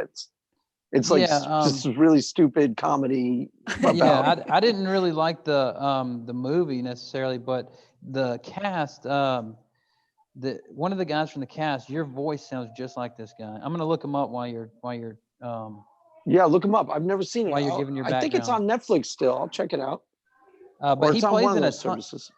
Yeah, he plays in a ton of different movies and stuff. So Oh, that's Barry nice. White? Is it Barry White or no? no, he's the guy that Barry White, the singer. Yeah. Doesn't he sing a song like, yeah, that's Oh, I the ain't gonna fall for your love. He's got very distinct, like, that what's is up, definitely not ladies? your voice. No, not at all. What's up, ladies? I'm in the house. That's classic. No, I don't. Oh man. So John Lloyd is in the super chat. He says, I would use the world around us as part of the debate. The flat earth model is just like the surface of our eye. The scalea is the ice wall. The iris is the land and sea. The pupil is the magnetic north. For $10, John Lloyd is making a case. John Lloyd makes cases for the flat earth in my, a lot of times in the discussion. And he points to different places where he's getting his information. So, so I appreciate that. Let us know what you're thinking about. And G-Man, I am going to email you to set that up too. And Antitheist says, give me my $300. Oh, Marlon Wayans. Is it Marlon Wayans? No, I found his name. It's Simon Rex. And I'm telling you, this guy sounds just like Craig. Really? Yeah, he's been in a ton of movies. Like he's in the Avengers of Justice. He's in Scary Movie. He's in National Lampoon. He's in a ton of different movies, but yeah, check this guy out and listen to I'll him. check him out. And I'm telling you, it's Craig's voice, man. Oh, that's so All right, funny. go ahead. Sorry, I interrupted Craig's little thing about his channel. Craig's got a great channel. Go ahead, Craig. No, it's fine. Yeah. I do a couple of different things. I used to have a lot of interviews with like big deal atheists. I got like Paul G on there, Shannon, Seth Andrews. I'll be doing that again soon. I just haven't had as much time. This Friday, I got Nathan coming on, Nathan Orman, everybody's favorite new agnostic / Christian / almost an atheist kind of in-betweener type. And then Converse will be on very soon. We'll have discussions. He might even be on next week. We'll see how it goes. And then I put out a lot of just random takes on this, that, or the other thing. Makeshift apologetics is what I call it. Just basically, I'll do comments on whichever debate I watched, or just my little take on this or that. And I do a lot of those. I put out almost one a day at this point. Just little things. Yeah, no, Things like everybody go, please like and subscribe my channel if you would, but also please like and subscribe these guys if you watch their channels. And again, I'll have the links in there if I don't yet have, I don't know if I have Converses automatically in this particular video, because I think I set it up before I set up the autofills, but for you, but I will in the future for the new things I create. And so I just want to throw a couple things in there. Tomorrow, I'm going to be hosting Deconverted Man with the Reformed Christian Apologist. They're going to be doing a debate at 1 o'clock Eastern, so please come by for that. And then on Friday, I've got 2 Christian lady apologists, because it's a lot of times, I was telling people, there's about 90% of my viewers, and you said 100% of your viewers are male, according to YouTube analytics. And so I have also noticed there's many more males who are in apologetics than females. I mean, it's a landslide. But Yeah. Right. And I've just noticed that even from the books I buy, and I don't pick people because of their gender by any stretch, but it just happens to be, it's probably 90% of the books I'm buying are for males, maybe even 95%. So there's just a lot more. But this Friday at 12 o'clock, I'm going to be talking to Lisa Q and Lori, who goes by the Spoon-Fed Soul on my channel. And we're going to talk about some reasons some good evidence for Christianity. And so I figured I'd throw a bone to a couple other lady apologists. So please come by for that too. Yeah, that's awesome. I actually said something on one of my live streams one day when you were in there and you had taken off, and I was like, let's get some more women in here. Like it's when I look at my all of my analytics, it says that all of my videos have 100% male viewers. And I'm like, wait a second, because I know I've seen 3 women in one of my streams one day. You were one of them. And I'm thinking, how was that possible? So anyway, Yeah.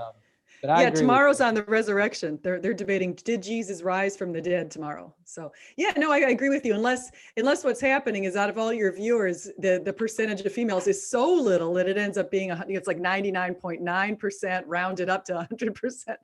So I don't know, but yeah, females, get back on here. And actually, even if we look into the crowd here, I'm looking into our chat room. I haven't really seen many females, if any females. So maybe that might be something that's playing out here too. So. And some people where are all the ladies at? Where are all the ladies at?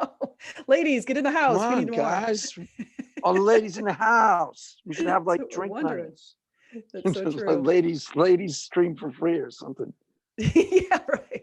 All right. Well, listen, thank you, everybody. I'm going to go ahead and end this stream. Again, please come by, please like and subscribe, and please definitely go to both of these 2's channels as soon as possible and go ahead and subscribe, because they need to get 1,000 viewers so they can start being more attractive on YouTube, to the YouTube analytics, to directing more people to their videos. So that would be wonderful. Yes, get the cash Craig money. Reed and Converse Contender. And Craig Reed, yours is called something like, what is yours called? Christian. It's just called Craig Reed TCR now. Oh, that's right. TCR. The Christian Response was what that was. The Christian Response was the original. Right. Yeah, it was the original title. Craig Reed TCR and then Converse Contender. So make sure you go and jump on that. And thank you so much. And I'm going to go ahead and end this now. Cool.